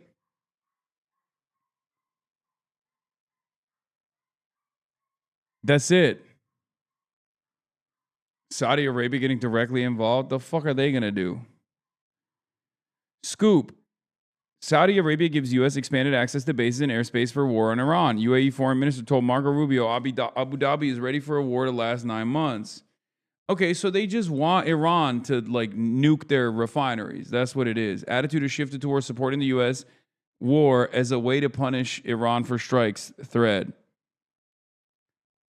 A shift in the attitudes is underway as anger in Riyadh and Abu Dhabi grows over the Iran strikes. The U.S. is putting pressure on Saudi Arabia to join in on offensive strikes. Riyadh has given U.S. expanded access to airspace and bases. Okay, first of all, Qatar is fucked once again because this is just the UAE and Saudi Arabia's machinations. And Qatar is the one that's like probably going to get punished in the process because they just have to kind of go along with the GCC. Also, how does this expand the theater of conflict? Saudi Arabia is almost pulling an Abraham Accords here where like they've already all but effectively under the table normalized relations with Israel, but then the Abraham Accords makes it like official. This revelation is simply Saudi Arabia openly saying what we already know was happening. We already know that this was happening. Of course, that's the reason why Iran has been striking the Saudi bases, the American bases in Saudi Arabia. So it's not necessarily a shift in the landscape, in the field of battle. Iran has already been peppering American strato tankers on Saudi bases. The F-35 that fell, or was, it wasn't officially downed, but like had a real complication, seemingly crash landed or emergency landed somewhere on Saudi soil. The Saudis have already been giving everything to the Americans. So what difference does this fucking make, Are you drinking fluids and liquids now? Yes, I'm liquid. I'm liquid snake the way I'm out here. I don't understand what kind of like tangible difference this might make. Is this Saudi Arabia just being like, all right, whatever, fuck it. Yeah, we've been helping and now we're openly helping.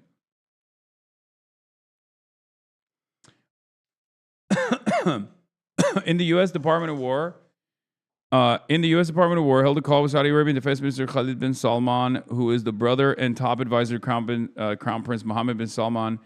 Iran's attacks on U.S. bases in the Gulf were heating up, and the U.S. needed expanded access and overflight permissions. Saudi Arabia agreed to open King Fahd Air Base in Taif in western Saudi Arabia to the Americans. Multiple U.S. and Western officials familiar with the matter told Middle East Eye. Okay, more targets, I guess. The base is important because it's farther from Iranian Shahed drones than Prince Sultan Air Base, which has come under repeated Iranian attacks. Taif is also close to Jeddah, the Red Sea port that has become a critical logistics hub since Iran effectively took control over the Strait of Hormuz. Saudi foreign minister's tough words on Iran in contrast with Oman. A divide is emerging in the Gulf over how to handle the war and U.S. pressure to contribute. Yeah, Oman came out and said, This war only benefits Israel. It hurts the Gulf, which is true. One of the greatest chillers of all time, as you guys know. And not only are they the greatest chillers of all time, but they just have a very sober assessment of the situation where they're like, this is only beneficial to Israel. It doesn't benefit the Gulf at all. Israel doesn't give a shit if the Gulf is pummeled. Clearly Israel doesn't care if the Gulf is pummeled. Clearly it doesn't, they want to destabilize Iran, and God knows what that would look like if they were able to successfully destabilize this country with 93 million people in our neighborhood, by the way. So ultimately, if Israel were to achieve its ultimate objectives here, this would be terrifying. This would be a terrifying prospect for the Gulf. And we need to be honest about it. And yet now the Gulf guys are saying, the two major Gulf countries are now saying, you know what, fuck it. Like, you can use additional military bases on our soil. Iran's pummeling us anyway. You might as well take it. Saudi Arabia and UAE were neutral before this war, but as they have been attacked, first of all, you can't be neutral with American military bases, okay? That's not how this works. Saudi Arabia and UAE were neutral before this war, and also UAE was never neutral. That's incredibly stupid to say. The UAE was never neutral regardless. I wonder what this will do to the domestic instability that might happen as a consequence of, like, Saudi Arabia and the UAE openly leaning into America and Israel. Because there's also this domestic component. I wonder if, like, the population is already pissed off at Iran or sufficiently angry at Iran for, the bombing campaigns that have taken place and the economic opportunities that have been withdrawn as a direct consequence of the steady bombing campaigns, that they are fine with this American and Israeli involvement, like normalizing, or if they might get frustrated at their government. Yeah, the neutrality is bullshit. It was always bullshit. It's total nonsense to claim that they were neutral. They have American military bases. You can't be neutral when you have American military bases. Anyway, but as they've been attacked, they've come to the realization that they cannot live with this hardline Iranian regime next door, which can, at a moment's notice, extort the region by closing the Strait of Hormuz. Saudi foreign minister's tough words. Ibrahim Jalal, a researcher and policy advisor at Carnegie Middle Eastern Institute, summed up the Gulf dilemma. Gulf states don't want to be seen as signing on to an Israeli-partnered war, but Iranian attacks have crossed every red line. Aziz Al-Ghashan says Saudi Arabia and other states could be looking at lethal defensive measures as they seek to reestablish deterrence against Iran and set precedent. Take from a Saudi citizen. Dude, the Gulf citizens hate Iran more than Israel. Also, the monarchs depend on the U.S. to stay in power. No, I know the monarchs depend on the monarchs depend on the United States to stay in power. But the real question is, will the citizens themselves get frustrated with like a direct, with their direct involvement with Israel, the Israeli state, Israel? I can't even talk.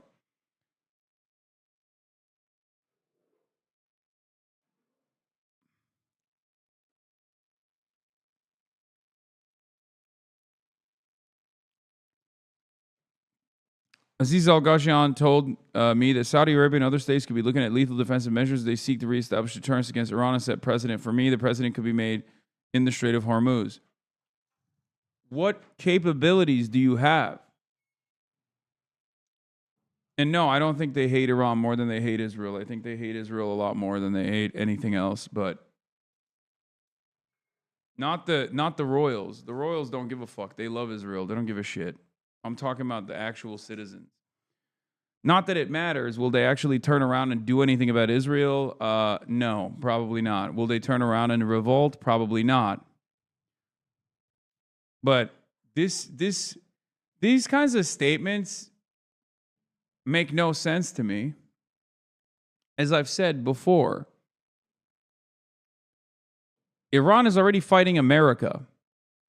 So from a military campaign standpoint, if you're already fighting America, drawing up NATO forces is not actually done to achieve a strategic military goal. It's actually a diplomatic goal. Because Iran wants to maintain decent relations. It's a sovereign country. It understands that it needs to maintain decent relations with other countries. And through its command over the Strait of Hormuz, what Iran is trying to establish is bilateral treaties and negotiate with like European partners directly, and maybe even forcibly decouple European partners from America because they all have their own capital owners that have their own profit-centered interests. And therefore, if they believe that Iran is not going anywhere, then they would rather deal with Iran and never allow the Strait of Hormuz and the travel through the Strait of Hormuz to be impeded ever again. So it's not a strategic military goal for America to try to get all of the forces and to create a coalition of the willing, right? It's not. Because if Iran is already fighting America, it's already fighting NATO. Additional like French naval assets are not going to change that dynamic at all from a military perspective. But additional French pressure to show that Iran is against the entirety of the Western world, for example, with no allies on their side. You know, all the regional actors are against Iran. Iran is a bad country. No one wants to deal with Iran. Like that is a bad look for Iran. It actually takes away from their goals here. But like a hawkish attitude, scared me. A hawkish attitude from the Gulf states doesn't change the military might of the forces that you're drawing from. Not even a little bit. A hawkish attitude even from France or Italy or England would not necessarily change the military strategy here for Iran at all. It would change the diplomatic strategy, right? Because Iran obviously is here to stay or wants to remain, and a part of that means that they're going to have to deal with these countries down the line.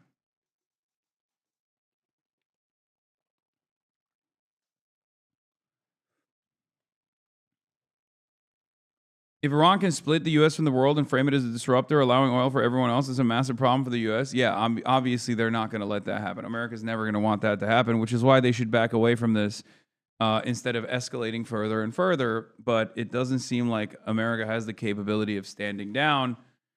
They just don't have that. They don't have that that power.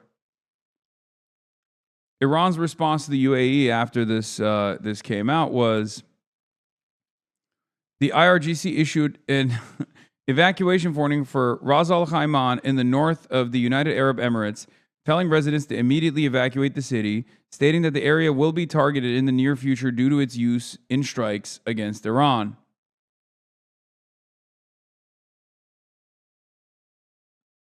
For them, it's just like additional targeting, right?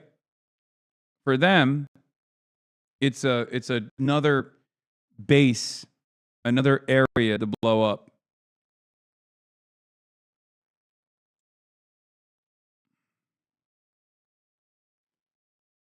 What is this? The Wall Street Journal started getting the memo on why Iran is the regional hegemon as long as it controls the Hormuz weapon. But now they seem to have seized on the A-10 Warthog as a magic weapon that will somehow neutralize the Hormuz weapon. Okay. I'm getting cut a little bit. The A-10 Warthog is going to change the dynamic of this conflict. Is such a boomer ass fucking take, dude. This is BoomerCon. This is the most boomer shit of all time. Warthog. Am I saying it right? I always say it weird. I know. Warthog.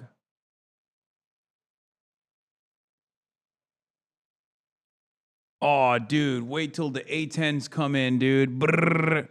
Oh, A-10 is such an angry being. Warthog. Warthog. Warthog. Oh, the A-10 Warthog. It's so angry. Oh, you must feed it. You must feed it. It goes brrr. It's like, dude, have you ever considered that American engineers were so crazy where they basically decided to put a Gatling gun that shoots artillery and surface-to-air missiles, air-to-surface missiles on a fucking plane, dude? It's just like machine guns. They go brrr. It's like fucking eating. It's the same principle behind the CRAM, like losing your mind at the CRAM, and you're like, it's the best. Oh, it's so sick. And you watch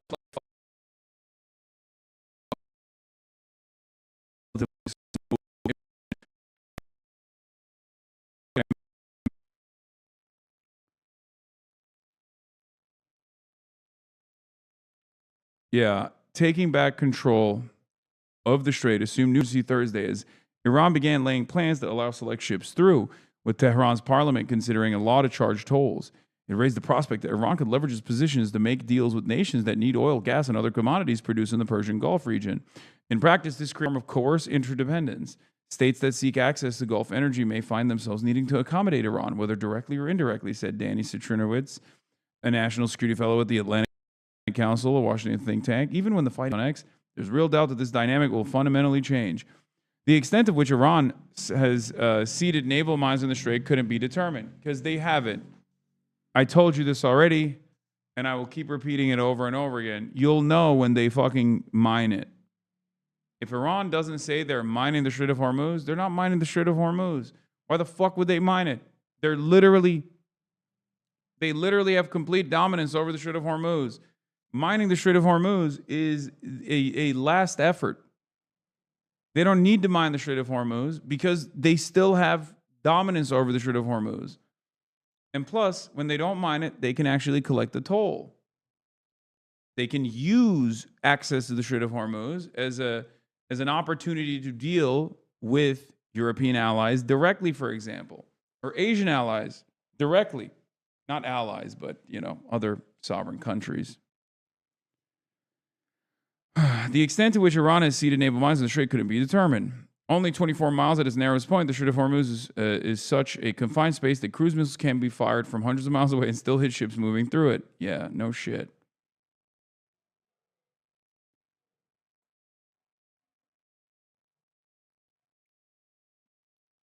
You are in the New York Times crossword puzzle today? Yeah, I heard that.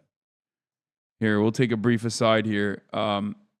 And I will get my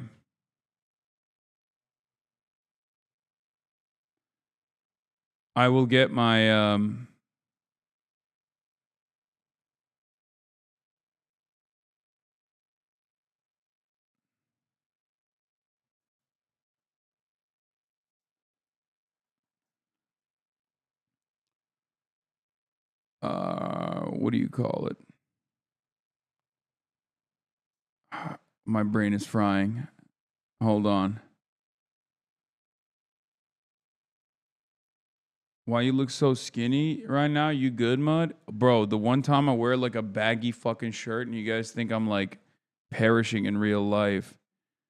That's so funny. Yeah, apparently I was in the I was in the New York Times crossword puzzle for March 20th, 2026. And I was an answer for it. Political commentator Piker. Okay. And what's funny about this is it's over. Hasan superiority.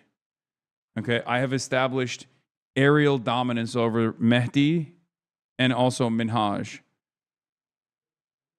It's clear. It's clear that I have been able to effectively win the war of attrition against Hasan's Mehdi and Minhaj.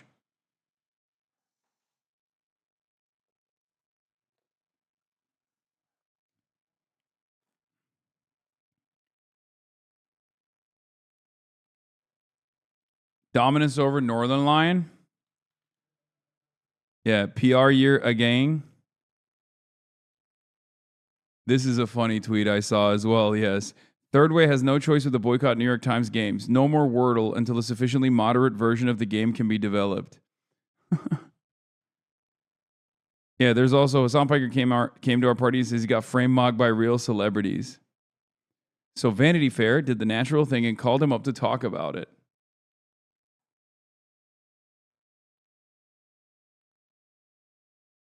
Boomers are Googling you now. Asmongold demands a solution to deal with migrants in America and offers help ICE brutalize families. These parasite migrants have an infection. What the fuck? You mock Northern Lion. The crossword must have been way more than 20K. Yeah, it's 40K.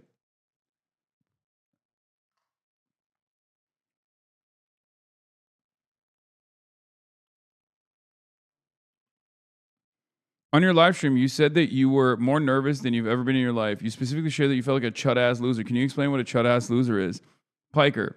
Chud originally comes from a movie from the 90s, but it's taken on a new life. Initially, some of my friends over at Chapa Chapa started using it to describe Republicans. Now Zoomers have taken it. When they say chud, they just mean loser with extra seasoning. A guy who doesn't work out, doesn't shower, doesn't have any ambition, doesn't go outside. And that's how I felt in the crowd of Hollywood aristocrats.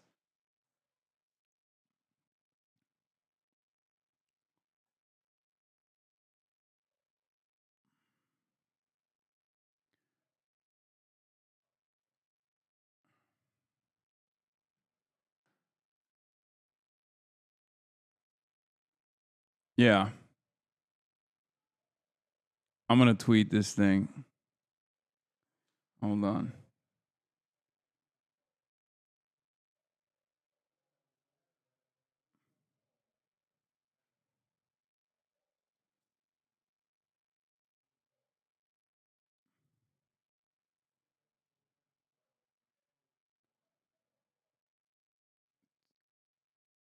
What is this?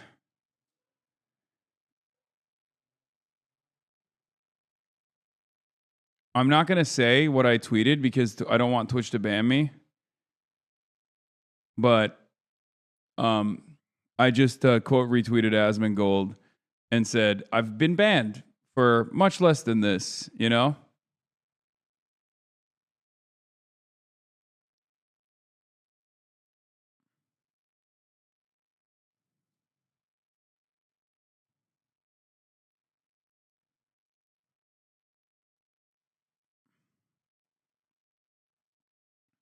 Chud, cannibalistic humanoid underground dwellers. Yeah, that's what Chud is. Yeah.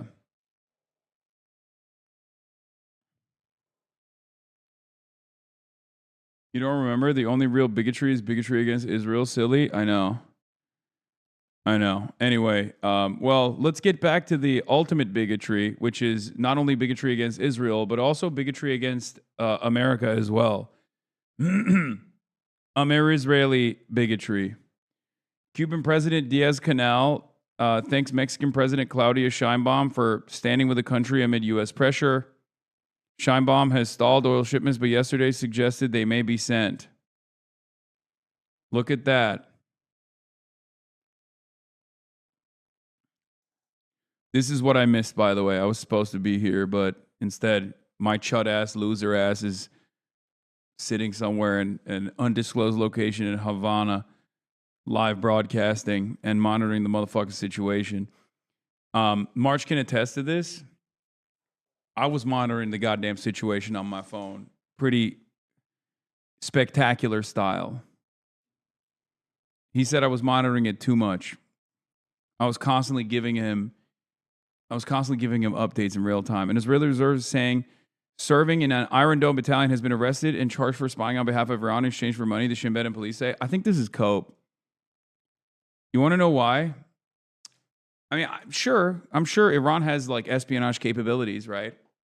They can just pay someone to deliver information about the Iron Dome. But I think it's cope. I think this is a way to try and hide the much worse reality, which is that they're running low on interceptors.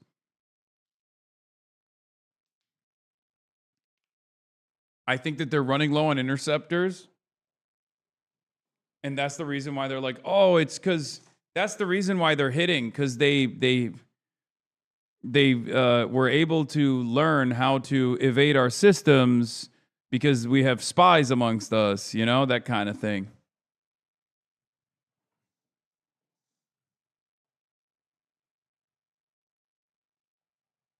Loki is someone that follows Mexico. I think Scheinbaum was trying to cover her domestic bases before sending oil. Scheinbaum was restructuring a lot of Mexican institutions.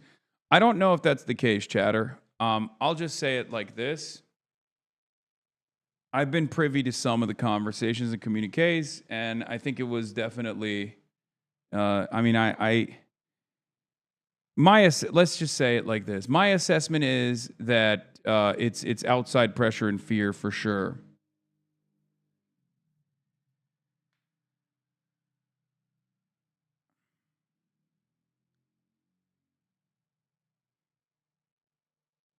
Drop site reporting on Iranian infiltration, including what Iranian officials are saying.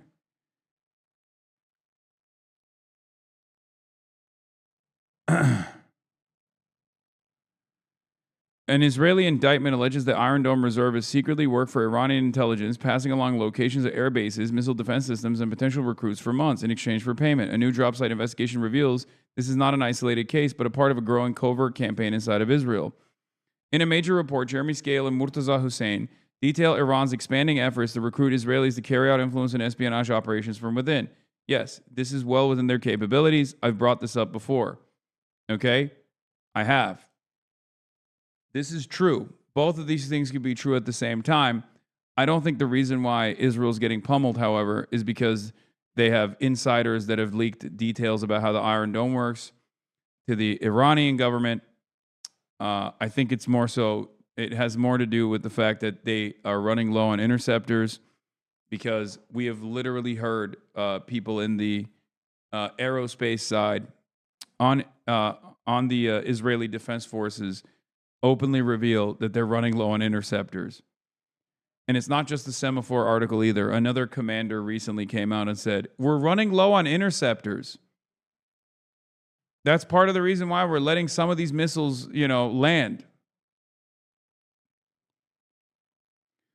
An Iranian man walks under a display featuring a logo of Iran's Ministry of Intelligence in the historic city of Isfahan. This is the photo. According to the indictment, the suspect knowingly maintained contact with Iranian handlers and carried out tasks under their direction. Prosecutors say he transferred sensitive security information to help identify additional individuals for recruitment, pointing to network building inside of Israel.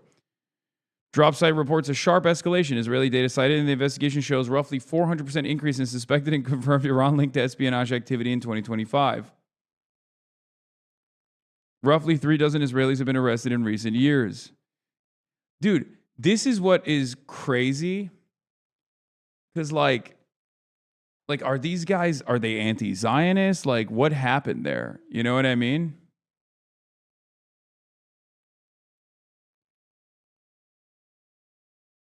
You know what I mean?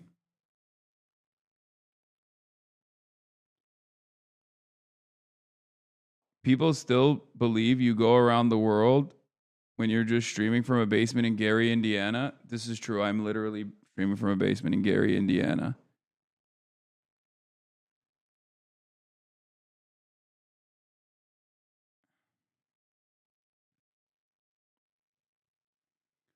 Low on interceptors are just saving them for when we go to a ground invasion and we need them all. Wait, what?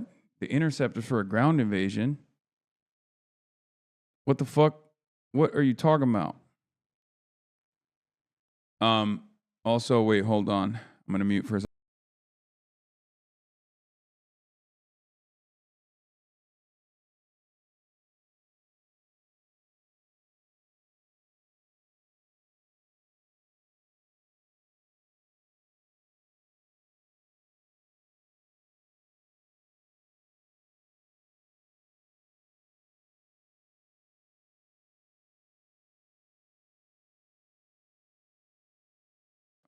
Sorry, I was doing a production notes for interviews that are coming up.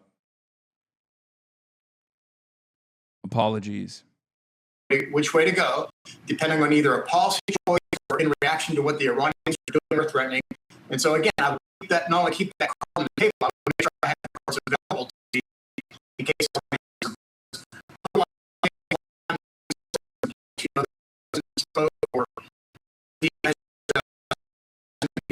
God damn it. Hold on. CIA's after me. CIA's after me. What the heliante? Oh my God. Okay, it's back. We're Rains out of the Pacific, and they're still en route, right? They were recently spotted off of Singapore. So it's going to take another week or so for them to get to the region. So you want to make sure you have those tools in place so that if you need to use them, want to use them, they're available. Secretary Mark Esper, we appreciate your time today. Thank you.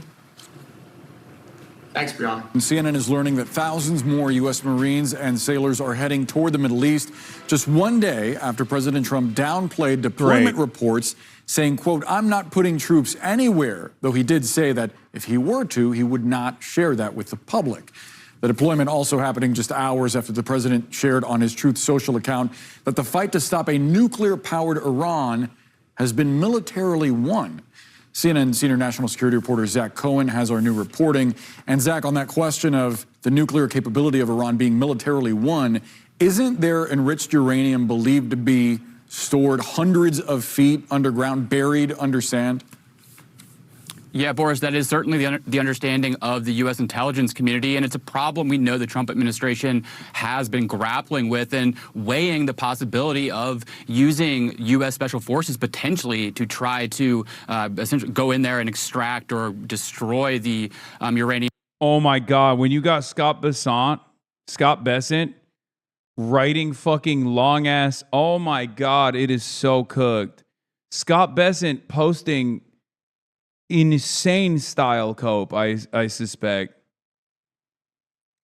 That is wild, brother. That is crazy. Also, U.S. official said he doesn't think Trump's post signals an imminent end to the war. He just said we are getting close. In the meantime, the U.S. military is striking hard and continuously. It'll be a couple of weeks, the official said. Bro's writing, look, once you hit the second or third paragraph, it's over. Okay? It's over. Can you please inform us more about the crisis in Cuba with the relevant historical context? Yeah, I did. I spent the first hour doing that, and you missed it. But you can rewind if you subscribe to the Piker Broadcasting Service. If you subscribe to the Piker Broadcasting Service, which is the only and most effective, but only way to support the Piker Broadcasting Service, PBS, sponsored by you, the people, for you, the people, PBS, for tomorrow's news today, you can rewind. There's a rewind function.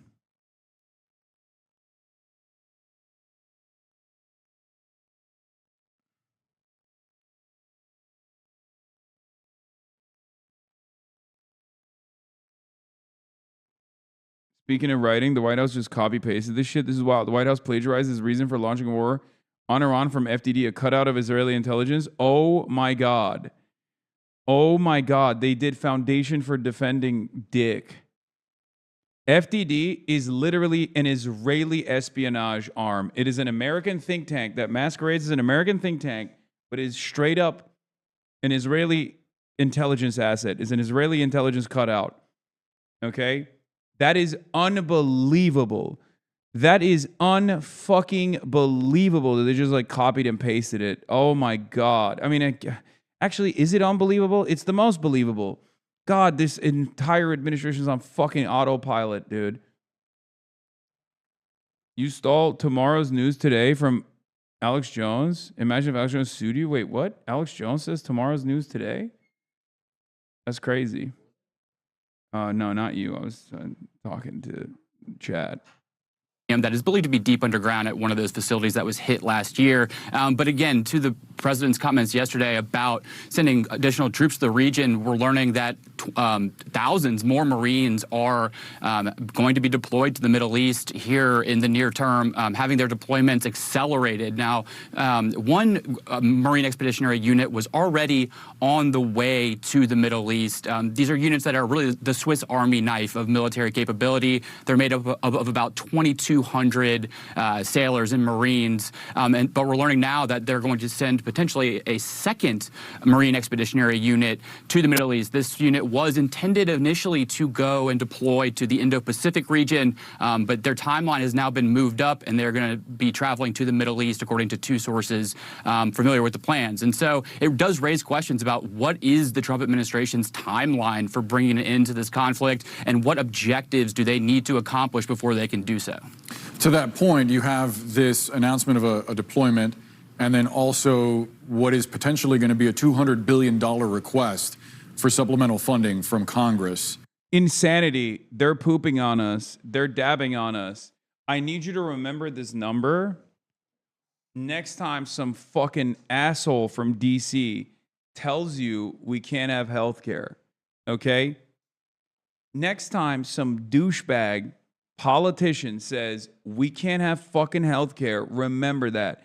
200 million.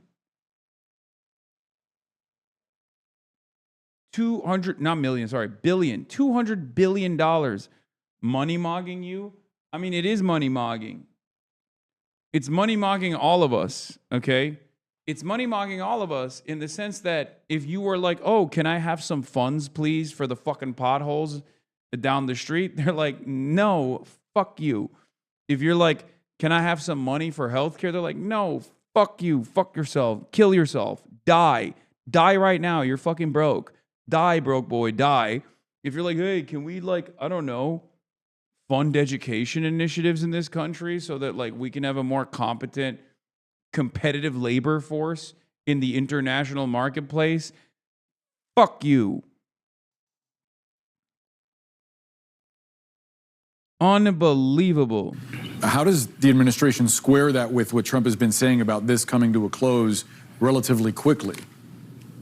Yeah, Secretary of Defense Pete Hegseth was asked about that additional request for $200 billion for the Pentagon yesterday, and he said, quote, it takes money to kill bad guys, and that was sort of his explanation for why the Pentagon is seeking more funding when they've already spent billions of dollars over the last some weeks of this conflict. We know that the first week of the military operations against Iran cost Is extra cool that he, like, you know, the people that are in charge of this entire thing are baboons too. Like, they just straight up are stupid.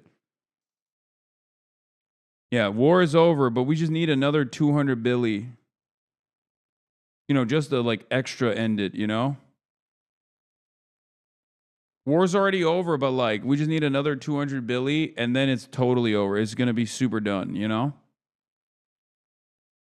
Roughly $11 billion, and estimates for the totality of the war so far are hovering around $20 billion. So some of this $200 billion request, as we understand it, would go towards addressing the expenditures that have... As a planner for the Marine Corps, the size of the MAGTF being sent out there is a landing party-sized force to set up an expeditionary base to house a brigade, which would set up an airstrip and then a full-size invasion force. CARG already has an airstrip.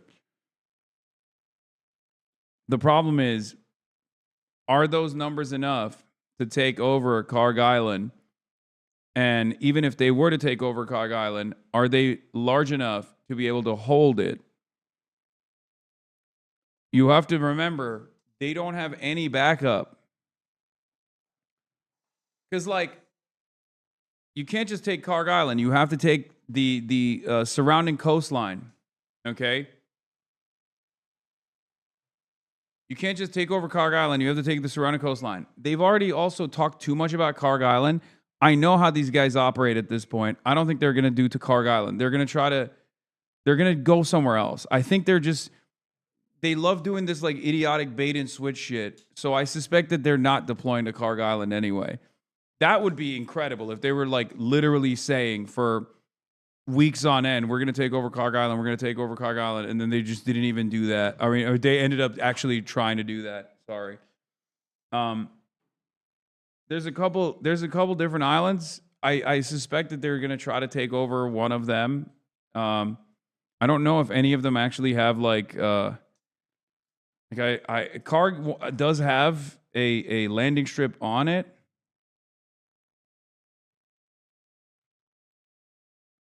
I think they're taking Beirut. That would be crazy. What the fuck? They were like, just kidding. We just want more Israel. We just want to directly allow Israel to grow, to continue his Greater Israel project.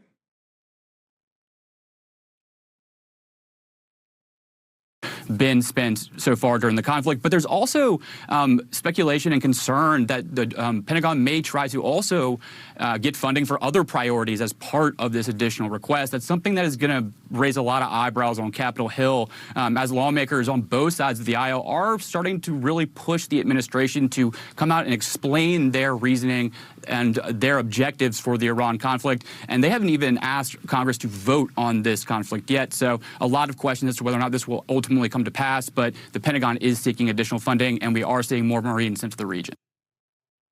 I had a 15-minute on-the-record phone call with President Trump this morning. Here's what you need to know. He said Iran was about 2 weeks away from having a nuclear bomb. He said they were planning to use it. Now, experts have said they were probably a year away. He said Trump extorts the Gulf for more money. If you want the war to continue, $5 trillion. If you wanted to stop, $2.5 trillion. Omani journalist and international affairs researcher Salam al-Jahouri on BBC Arabic confirms reports of U.S. pressure on Gulf Cooperation Council states to pay up either way.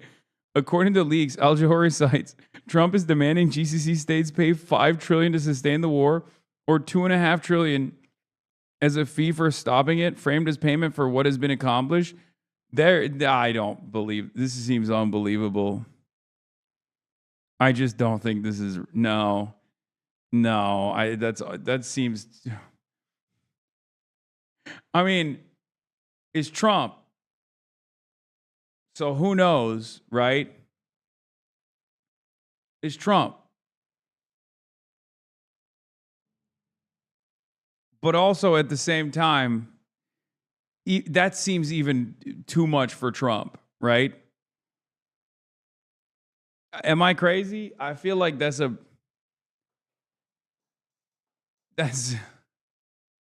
bit much. Breaking. Washington Post confirms ground invasion planning underway. Oh, my Lord. Oh, my Lord. New U.S. officials say there is planning underway to potentially deploy thousands of troops from the 82nd Airborne Division to Iran, though no final decision has been made.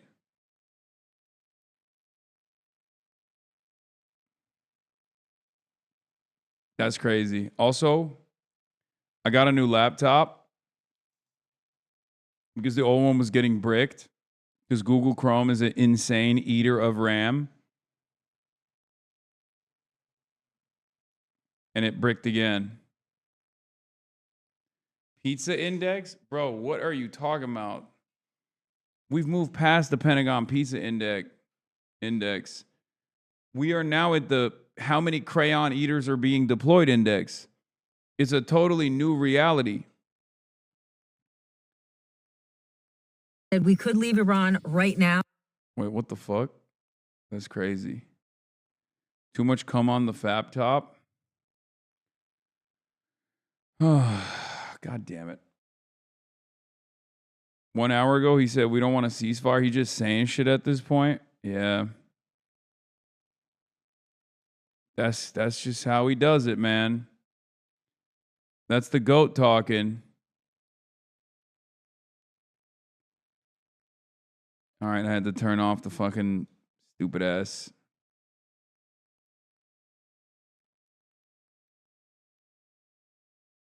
I had to.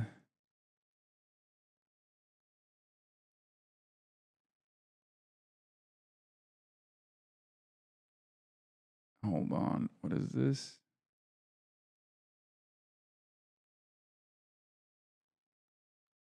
All right. I have to reopen all my bookmarks. Sorry, guys. I'm cooked. How do I do that?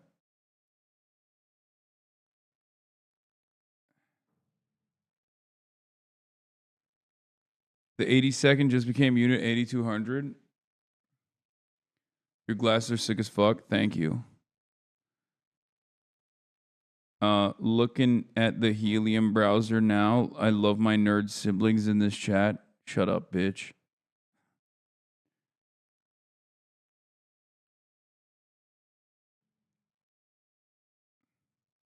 I had a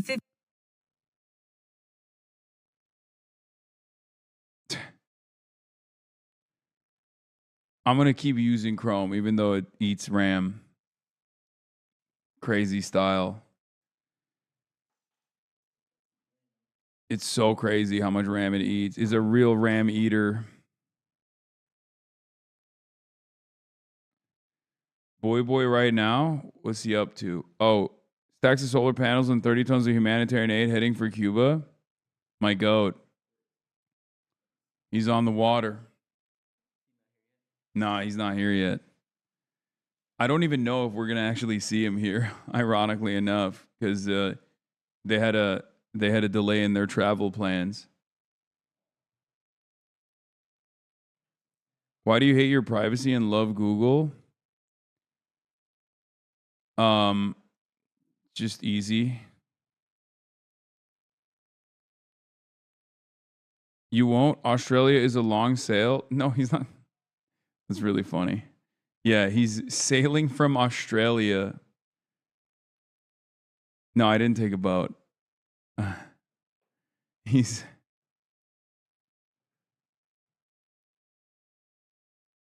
Hold on.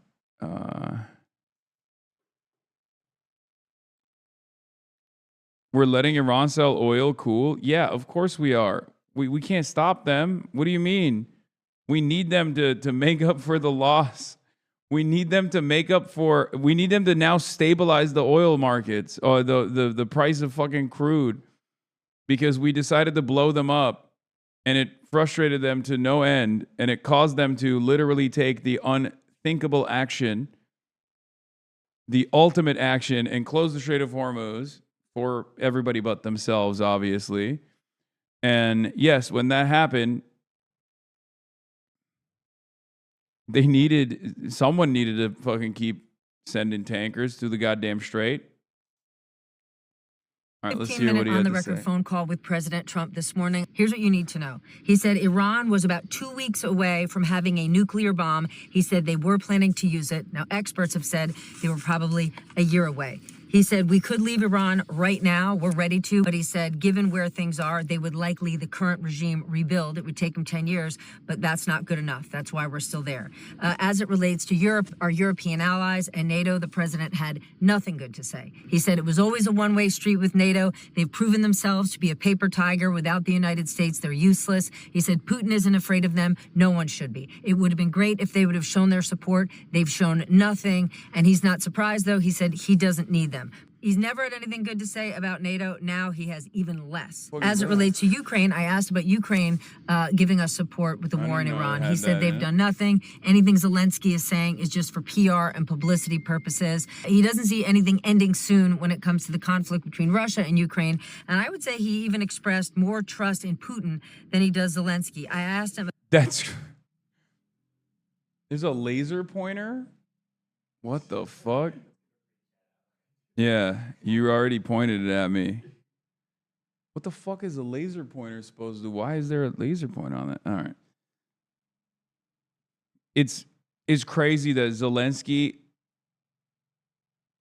it's crazy that Zelensky is just literally eating unlimited shit every day. He's like, this shit is delicious, Mr. President. And then he's like, and then the president's like, yeah, you keep eating that shit. You're going to eat more shit even. About the upcoming Texas primary. He said, obviously, Cornyn wants his endorsement. He hasn't made a decision yet. He said all Republicans want his endorsement. He has endorsed over 400 Republicans, and he said all of his people win. We know that's not the case, but those are the president's words. He said they're not afraid to run against James Tallarico. They wanted to run against Crockett, but he thinks they're going to wipe out Tallarico. He called him a whack job. As it relates to Cuba and what we could do there, he said, wait and see, but there will be better days ahead for Cubans. Yeah, I don't believe that. I somehow don't believe that at all, that there are better days ahead for Cubans. Because when Donald Trump says it's time to negotiate, that means he's going to fuck shit up even further. Okay? It's kind of how Big Dog operates, as we've seen so far. Big Dog claims things are going to get better. Things only get worse. It's an ominous threat. Yeah, when America says help is coming, just know it's time to run, okay? Well, you can't really run anywhere. It's an island, but I You also know what I gave mean? the president the opportunity to sort of take back or revise his comments about dyslexia when going after California Governor Gavin Newsom, saying people with dyslexia are fine. He doesn't have a problem with learning disabilities, but they shouldn't be president of the United States. He didn't take any of that back. I asked him about the ball. That's crazy. Donald Trump saying that is so funny because, like, it's obvious that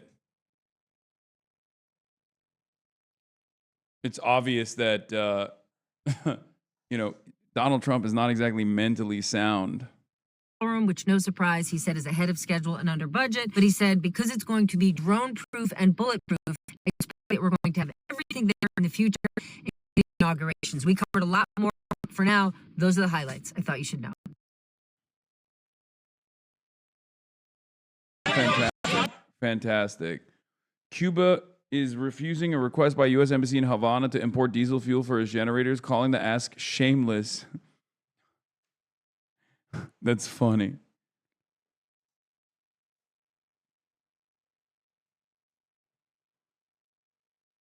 Dude, oh my God. Breaking news. Breaking news. The U.S. has temporarily lift sanctions on oil from Iran for 30 days. Dude. Are you fucking... Dude.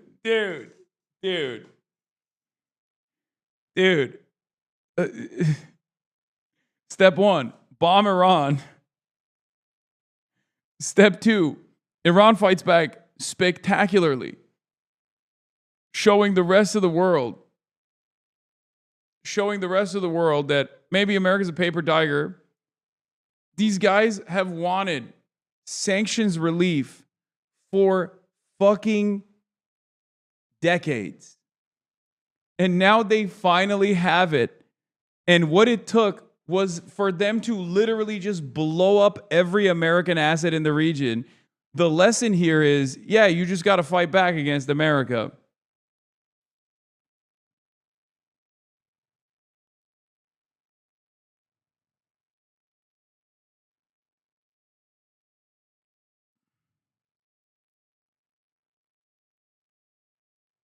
If you want sanctions relief,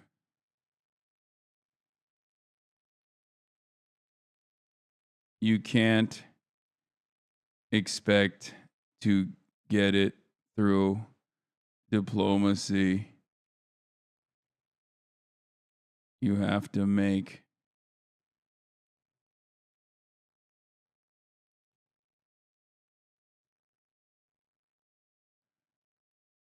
this was going to happen already. So it's just official.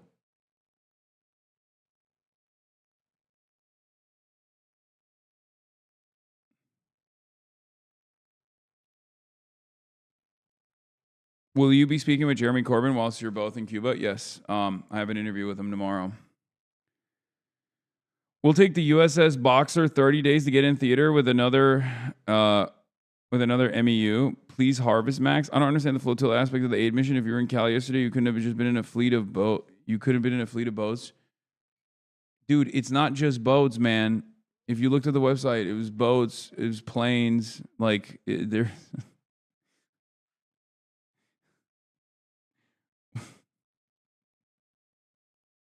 It's so funny.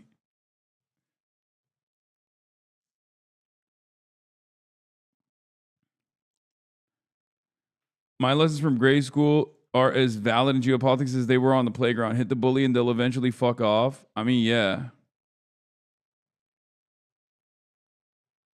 Can U.S. and Israel stop winning now? Iran fires towards Dimona. Channel 12, Home Front Command is considering extending the warning time for launches from Lebanon. OFAC issues a general license authorizing the delivery and sale of crude oil and petroleum products of Iranian origin loaded on vessels. It is wait, why? Here. What's going on? Okay. It's fucking unbelievable, dude. Why does this microphone sound better than the one you're at home? I don't even start, dude. It took hours for us to basically put this thing together. Yeah, I'm glad that it sounds good, but it took a long ass time. And we accidentally arrived at this.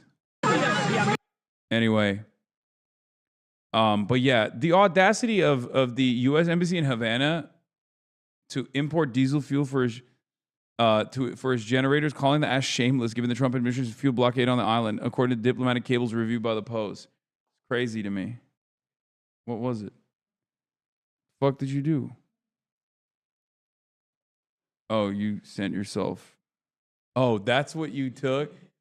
The photos I took of you? That's so funny. This is probably just so they can seize existing oil from Iran, not because they want to cooperate. No. This is like, they can't even fucking take the tankers right now as it stands. They're literally allowing tankers to pass through, and Chinese flagged ships as well to pass through. They have to normalize the prices. We have an embassy in Cuba. Yeah, it's a fucking place to do siege, I guess. It's a fortress to conduct siege warfare out of. Iran says it has no surplus crude oil to offer to international markets after U.S. Treasury Secretary Scott Bessent says Washington could lift sanctions on Iranian oil at sea. They're like, nah, we're good. We're going to keep selling at our pace, sir.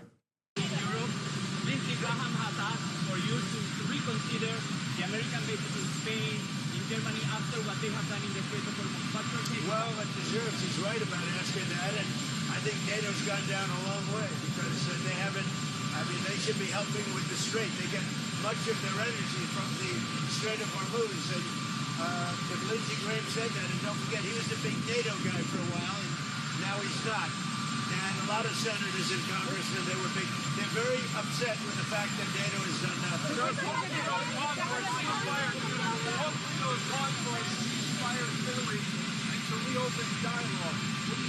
Well, look, we can have dialogue, but I don't want to do a ceasefire. You don't do a ceasefire when you're literally obliterating the other side. They don't have a Navy. They don't have an Air Force. They don't have any equipment. They don't have any spotters. They don't have anti-aircraft. They don't have radar. And their leaders have all been killed at every level. We're not looking to do that.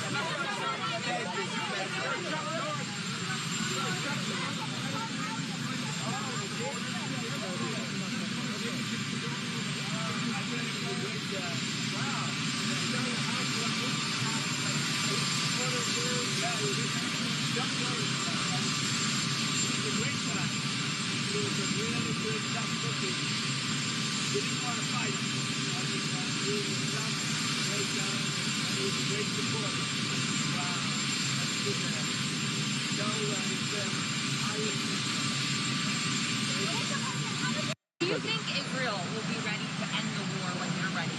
I think so.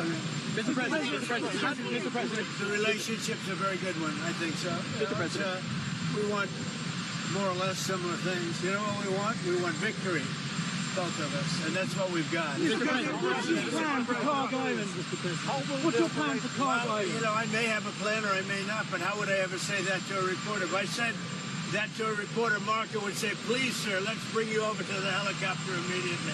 Right? No, I can't tell you this. Mr. President, It's certainly a place that's people are talking about, but I can't say. Yeah. Are you rolling out ground troops there now? Epic Fury attack talks with Russia on Ukraine. What about it? Are the talks on back burner right now because of no? We're talking about it. I think it'll get done. When do you expect the next round of talks to take place?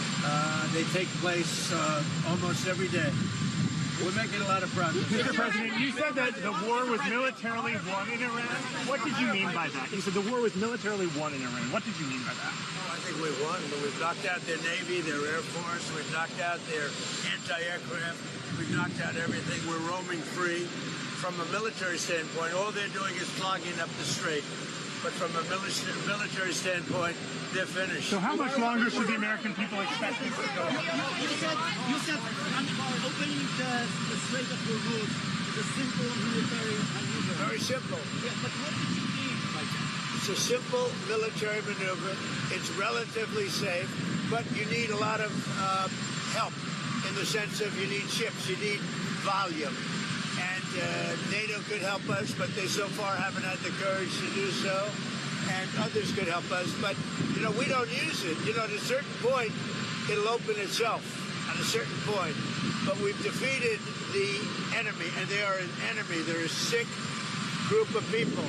The leadership is gone, the Navy is gone, the Air Force is gone, the anti-aircraft equipment that they have, the radar they have, it's all gone, everything's gone. The strait itself, the actual strait, how are you? The strait itself is, we're doing a good job, but it would be nice if the countries, including China, if the countries that use it, China uses it 90% of their energy. Japan is 95% of the energy. It would be nice if those countries would get involved.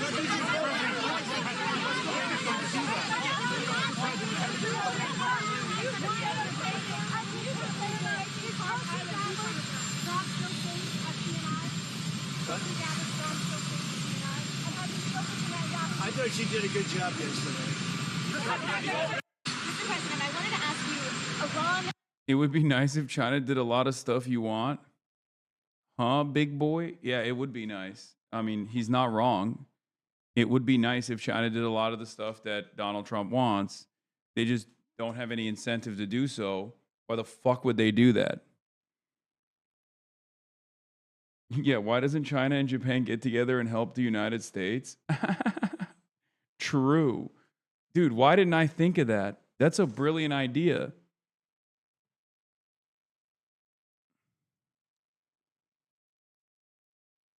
What is this?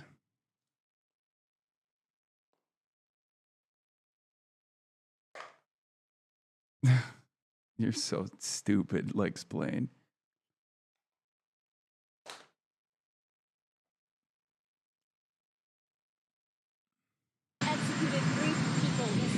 Do you think Japan's president would try and get involved? Get involved and do what? They don't even have, like, they barely have a functioning self-defense forces. Like, what?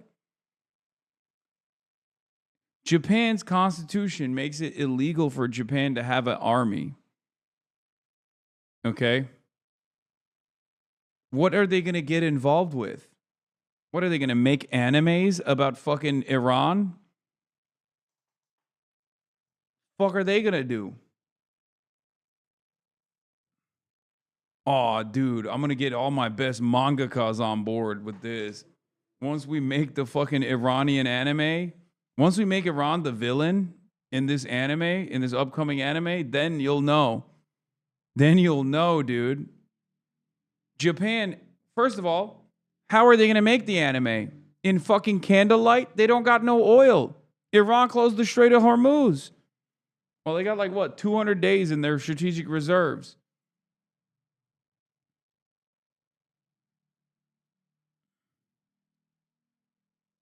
You have vowed strong action in the past. What message would you send? What would be Still working hitting on that, awfully huh? hard? I mean, I don't know if you can possibly get hit harder, but these are thugs and animals and horrible people. But you can't hit anybody harder than we've hit them. But I'm not surprised. They executed 3 young people for protesting. And do you plan to escort those ships through the Strait of Hormuz with or without We're allies? doing very well there. We're doing very well overall. You know, we don't use the strait. We don't. The United States. We don't need it. Europe needs it. Korea, Japan, China, a lot of other people. So they'll have to get involved a little bit on that one. Do you still want South Korea support the United States? Now, what about it?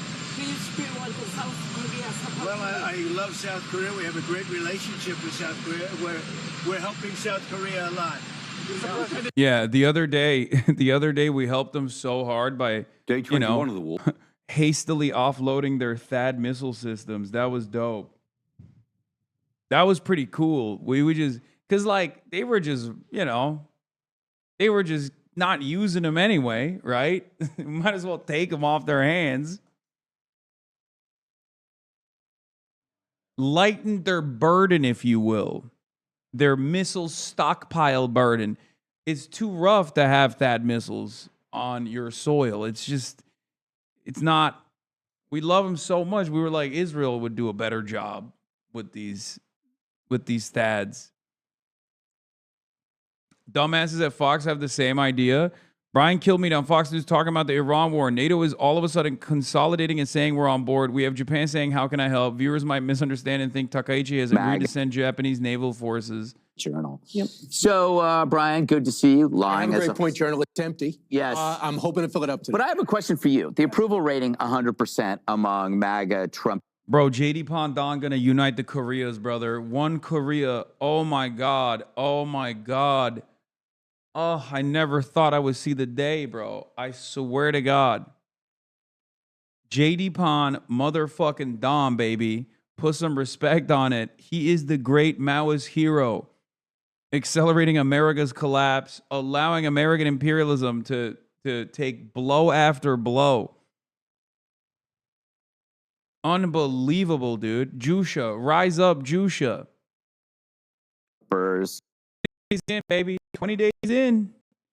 I love how fucking stupid these guys are, though. They're like, yeah, you know, they're the Japanese naval forces are going to come and help us out. Yep. So, Brian, good to see you. Lying as a great point, Journal. It's empty. Yes. I'm hoping to fill it up today. But I have a question for you. The approval rating 100% among MAGA Trumpers. Isn't that kind of what Dana's saying in a way? Is that it's a sharp contrast, reality versus social media, where the loudest voices are the critics, but the numbers don't back up their intensity. So you have 4 bold-faced names saying that MAGA is running away, but the numbers say no, they're not. I know, because you have people get booked on other networks or with podcasts who are saying this war is not Donald Trump. He lied to us. He betrayed us. And then you look at the polls, it's between 86, and I've never seen this, Harold. We just have 100% polls. So you have an NBC poll with CNN's reporting, and still people are saying, I don't believe it. Okay, let's say it's 85%. So he's pretty secure in what he's doing. You know,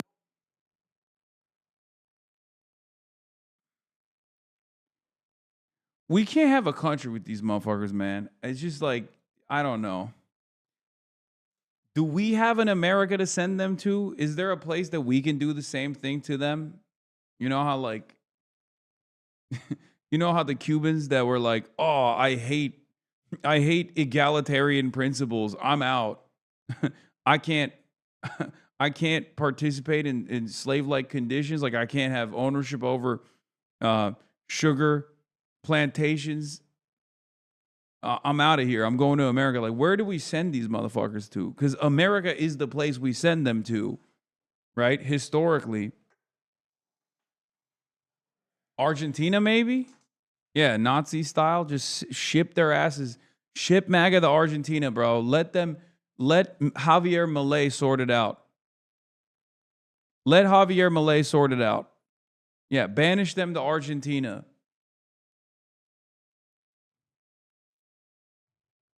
Obviously, Australia. I don't want to do that to Australia. I mean, they're cucks, but they don't deserve that.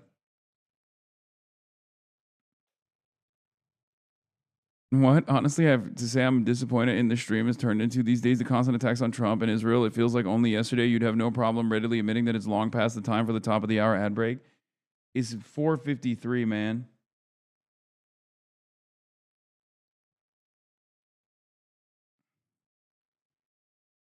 Why are you doing that to me? There's a reason Brazil is better than Argentina. Yeah. There's many reasons for that. Let's be real. 6-minute early chatter, but I appreciate you.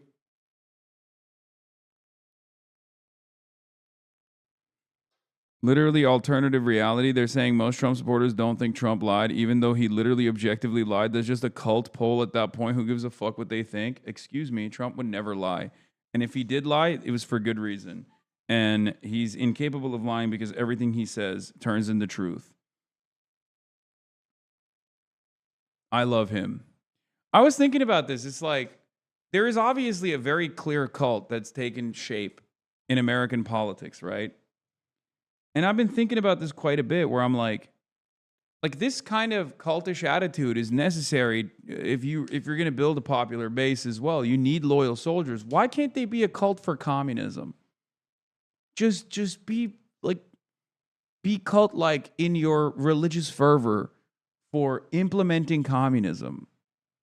Like, just think, come on. Think about it. I know you love MAGA right now, but there's an alternative out there. Just be a cultist for that instead. Fight guys like me. Tell me I'm fucking a revisionist. You know what I mean?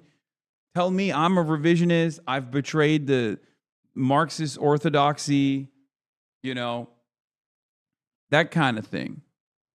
Communist cults don't really have a great track record in America. They don't really have a great track record anywhere. That's for sure.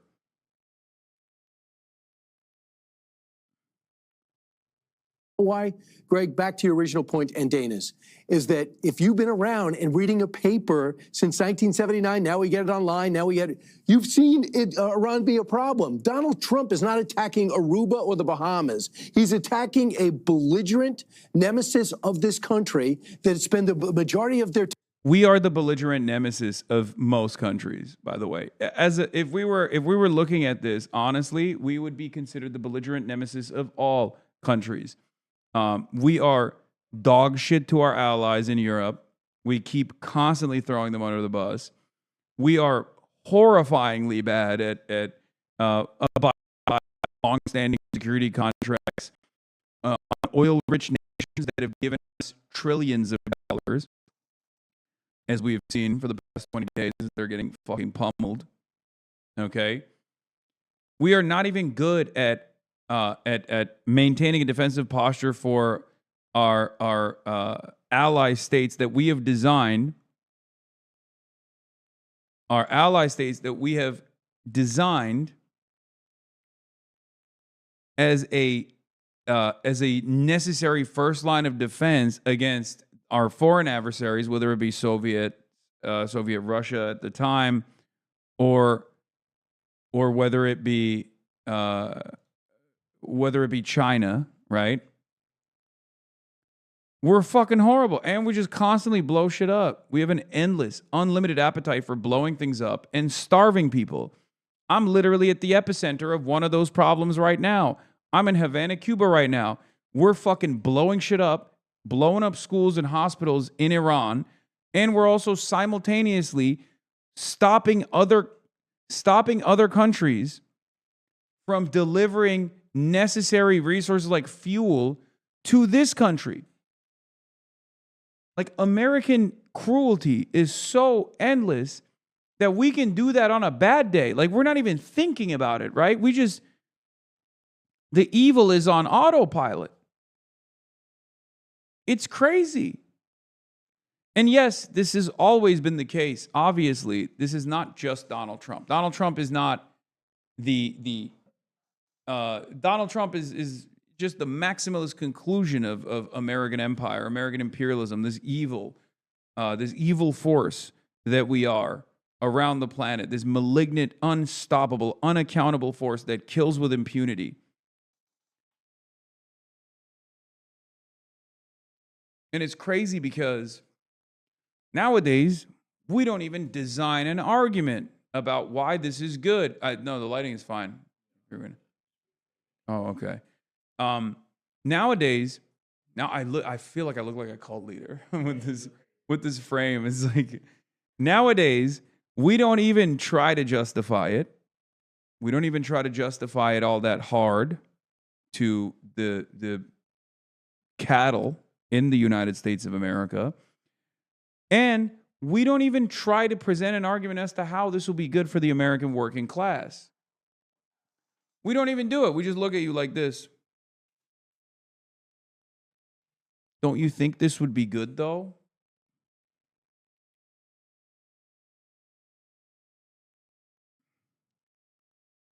It's unbelievable. Why are your palms covered in Cheeto dust? Are they? I don't know.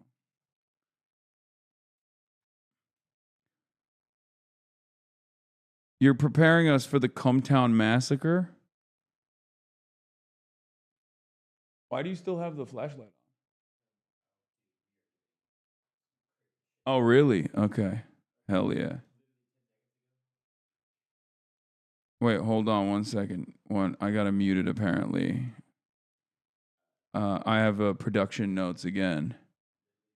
Wait, hold on. I haven't muted attacking yet. us. Now, think about what's happened over the last few days. NATO is all of a sudden consolidating and saying, we're on board. We have Japan saying, how can I help? We have the Arab nations saying, cripple them, finish the job. And on top of that, we now have a situation where we are killing the most high-profile leaders of a country. And now, by all reports, Scott Bessent aside, they are running for the hills, afraid to go outside. So don't tell me you have second and third degrees on the depth chart. You lost your A team, you lost your B team, your C team's running for their lives, and you're hearing about massive defense. Dude, why do anything at all? Why do anything at all? We can just, like, the MAGA cult is so crazy that you could just design an entirely alternative reality, as they have done so far. You didn't even need to bomb Iran. You could have just been like, we're bombing Iran and they're fucking shaking in their boots right now. And like, 20 to 30 million Americans would be like, hell yeah, that's true. Did you hear? We've been destroying Iran. It's been fucking awesome. Like, you don't even have to. Are you insecure about Orthodox Marxists? Why do you slander them? Have you ever read Lenin? He was an Orthodox Marxist, Lamau. What are you talking about, man? I was making a joke, you fucking dingus. Brother. Oh, brother. That's crazy.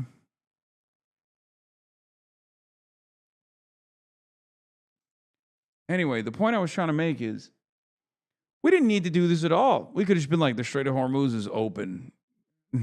We blew up Iran, and like Fox News would run it, Newsmax would run it, and 20% of Americans would believe it, and they would constantly badger you over it. They'd be like, remember when we dominated Iran yesterday? Right? That's how it would go. It's fucking crazy. These people are out of their dang minds. They live in a totally separate reality. It is what it is, man. This is how it is now. We just have to live with these fucking fools. Look out for tomorrow. Tomorrow is the Persian New Year.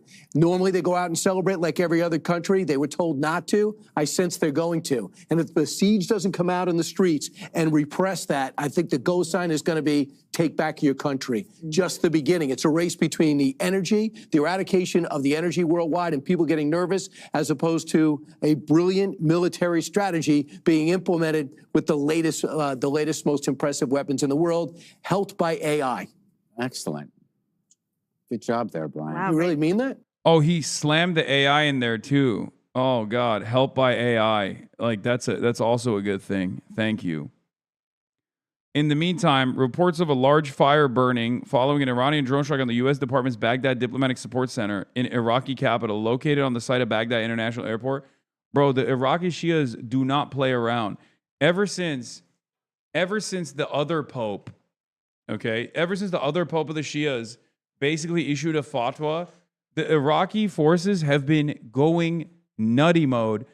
These guys are unironically going to engage in, they're doing land back, bro. Like, we haven't seen nothing like this before. I mean, or we haven't really seen anything like this in a long time, rather. U.S. policy to make everyone in Cuba live in darkness, delay surgeries, and prevent trash pickup, and halt most transportation options. And then the State Department asked for special favors to get their own fuel. Shameless is one word for it. Let's go, Tommy Vitor. Hell yeah. The Pajans are pro-Cuba. I think we have an unprecedented opportunity. I've been at this game for a long time. Okay, I've been called an America hater for a long time, simply for demanding that we offer dignity to people that we're dominating and not dominate them, right? But I'm seeing it. I'm seeing gears turn. I'm seeing a tide shift. I'm seeing it from a mile away. Trust me when I say this. If you recall, I said this about China. And that attitude shift has already happened. Now, that attitude shift is happening in the imperial court, and it's even happening in America amongst Americans. Obviously, we're a little bit slow to turn, right? But Palestine And the genocide that Israel conducted was so vicious, so violent, so vile, that it did away with the way that many people identified with liberalism. It did away with all of the century of propaganda that people were subjected to, where they thought, no, there's a humanitarian purpose for it. Okay? There's always a humanitarian purpose for some of the violence that we're seeing, but the ultra violence that people were subjected to day in, day out, this live streamed Holocaust of children with American tax dollars and American political cover, truly shifted the collective consciousness. It made people recognize that maybe America isn't a force for good. Now, of course, the third world was already there. Developing nations, nations in the periphery, they were already very familiar with this reality, right? But what has changed is that those in the core have started recognizing, what is all this violence for? It's not for me. It's not helping me out. We're just slaughtering children. I have to live with that moral shame if I actually do see it. And if I don't even care about that, what we're doing in Iran is creating a devastating energy crisis that's hurting my wallets. All the while, I voted for this guy who was supposed to break apart the system and rebuild it in a way that favors me, the average American working class individual. And yet that hasn't happened either. Cost of living is worse than ever before. And my dumbass president is running around, the guy I voted for 3 times, is running around waging even more war. Okay? Unlimited warfare everywhere. And I think a lot of people are beginning to realize, especially paired up with the Democratic Party's incompetence, or I guess strategic indifference to this American death machine, not even making an argument really to put an end to it, to stop it, to claw back some power for the working class. People are beginning to notice that the system is completely, fundamentally flawed. It does not have beneficial outcomes for people that are under the boot, and it doesn't even have beneficial outcomes for people who have the profound privilege of not being under the boot. Okay? I think it's a huge, huge attitude shift towards American death and American destruction. Maybe it's partially because the Republicans are not doing a good enough job selling this idea, as previous Republican administrations certainly did, right? They were strategic masterminds in comparison to this administration. They were violent all the same.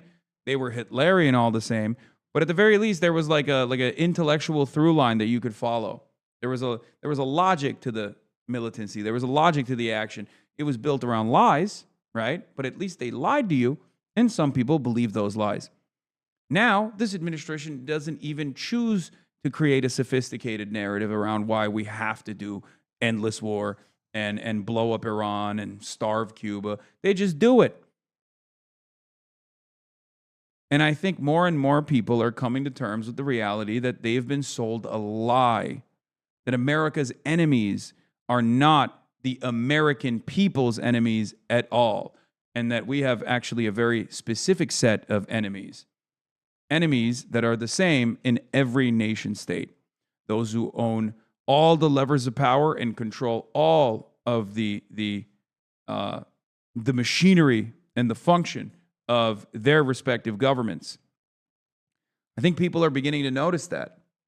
They might not be able to communicate it. They might not have the proper tools. That's why it's important for people like myself and many of you in this chat as well, many of this community as well, to give people the tools, to educate them, to give people the language that they can use to better communicate frustrations, right? I think people are starting to notice that all of these countries that we have designed as foreign adversaries that deserve endless bloodshed, endless domination, maybe they weren't the villains at all. Maybe we were the villains. I'm noticing that tide shift for sure, at least in the United States of America. And I think there's opportunity there. You know? All right. I think I am going to end it there today. I know we did only 3 hours, but wanted to end it on a powerful note for you guys. Obviously, I'll be live tomorrow at the regular time, or maybe a little bit later than I normally would. and we're working on the IRL component as well, so we can potentially do interviews in real time. But if we're not doing interviews in real time, we're most likely going to be conducting interviews, like sit-down interviews. And so we have a bunch of different projects. I will, however, definitely talk to a who am I talking to tomorrow? A neurosurgeon? No, a neuroscientist. I'm going to be talking to a neuroscientist on the stream live, and that's pretty exciting. We'll be talking about obviously the impact of the American embargo and what that has done to the healthcare infrastructure. But we'll also talk about the positives. We'll also talk about the lies that people tell about day-to-day existence in Cuba.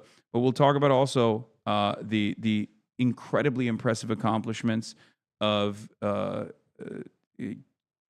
Cuban people in the field of medicine, and a lot of the stuff that people are oblivious to. Hopefully, you'll have more awareness around. But on that note, this is enough monitoring of the situation. I didn't get all my appetite. I wasn't able to scratch the itch to the best of my ability, but yeah, we have some limited bandwidth here, and that'll be all for tonight. It's 5 p.m. Pacific time, 8 p.m. here in Havana, Cuba. I'm signing off, and I will see you tomorrow. All right, everybody. Here you go. Peace. Stunning lo-fi introduction, starting off the day. All the chatter's trickling in, hustle people hate. Sunny in Los Angeles, California, says Hasan. Stun luck to the stun luck to the topics just begun. 'Cause there he is again. Hasan is streaming. Hasan is streaming. There he is again. Hasan is streaming. Hasan is streaming. Reviewing a Chinese train, telling Kyle place. Sun and Asmin chatter loves, giving Greening's grace. Zoran winning NYC, woke two back with the force. The Rogan of the left, to me a dumb himbo, still of course. The Charlie Kirk assassination, the Fear and Online show. 8 full fucking years of this, and plenty more to go. Doing fun stuff tomorrow, throw PBS up on the screen. A man-made horror reaction brought to you by this life's dream. 'Cause there he is again. Hasan is streaming. Hasan is streaming. There he is again. Hasan is streaming. Hasan is streaming. Kicked out of the DNC, IRL with March the Goat. Combating the propaganda that shoved down people's throats. CBS Israeli news, a coup, a regime falls. A full-blown fascist takeover, and still the duty calls. Total radicalization coming out to see. The system will always fail, it's up to you and me. On these daily streets, whether short or whether long, but help millions of people keep it moving right along. 'Cause there he is again, Hasan is streaming. Hasan is streaming. There he is again, Hasan is streaming. Hasan is streaming. But hey, what can you say? That's PBS for you. But he'll play games real soon. Just you wait. Say, hey, what can you say? That's PBS for you. But he'll move on real soon. Just you wait. Ba-da-da, ba-da-da, ba-da-da-da-da-da. Hey, what can you say? Hey, that's PBS for you. But he'll pull your lawns real soon. Just you wait. Sha-da-da, sha-da-da, sha-da-da-da-da-da. Hey, what can you say? Hey, that's PBS for you. But he'll do your advice real soon. Just you wait. But hey, what can you say? That's PBS for you. Brought on by viewers like you.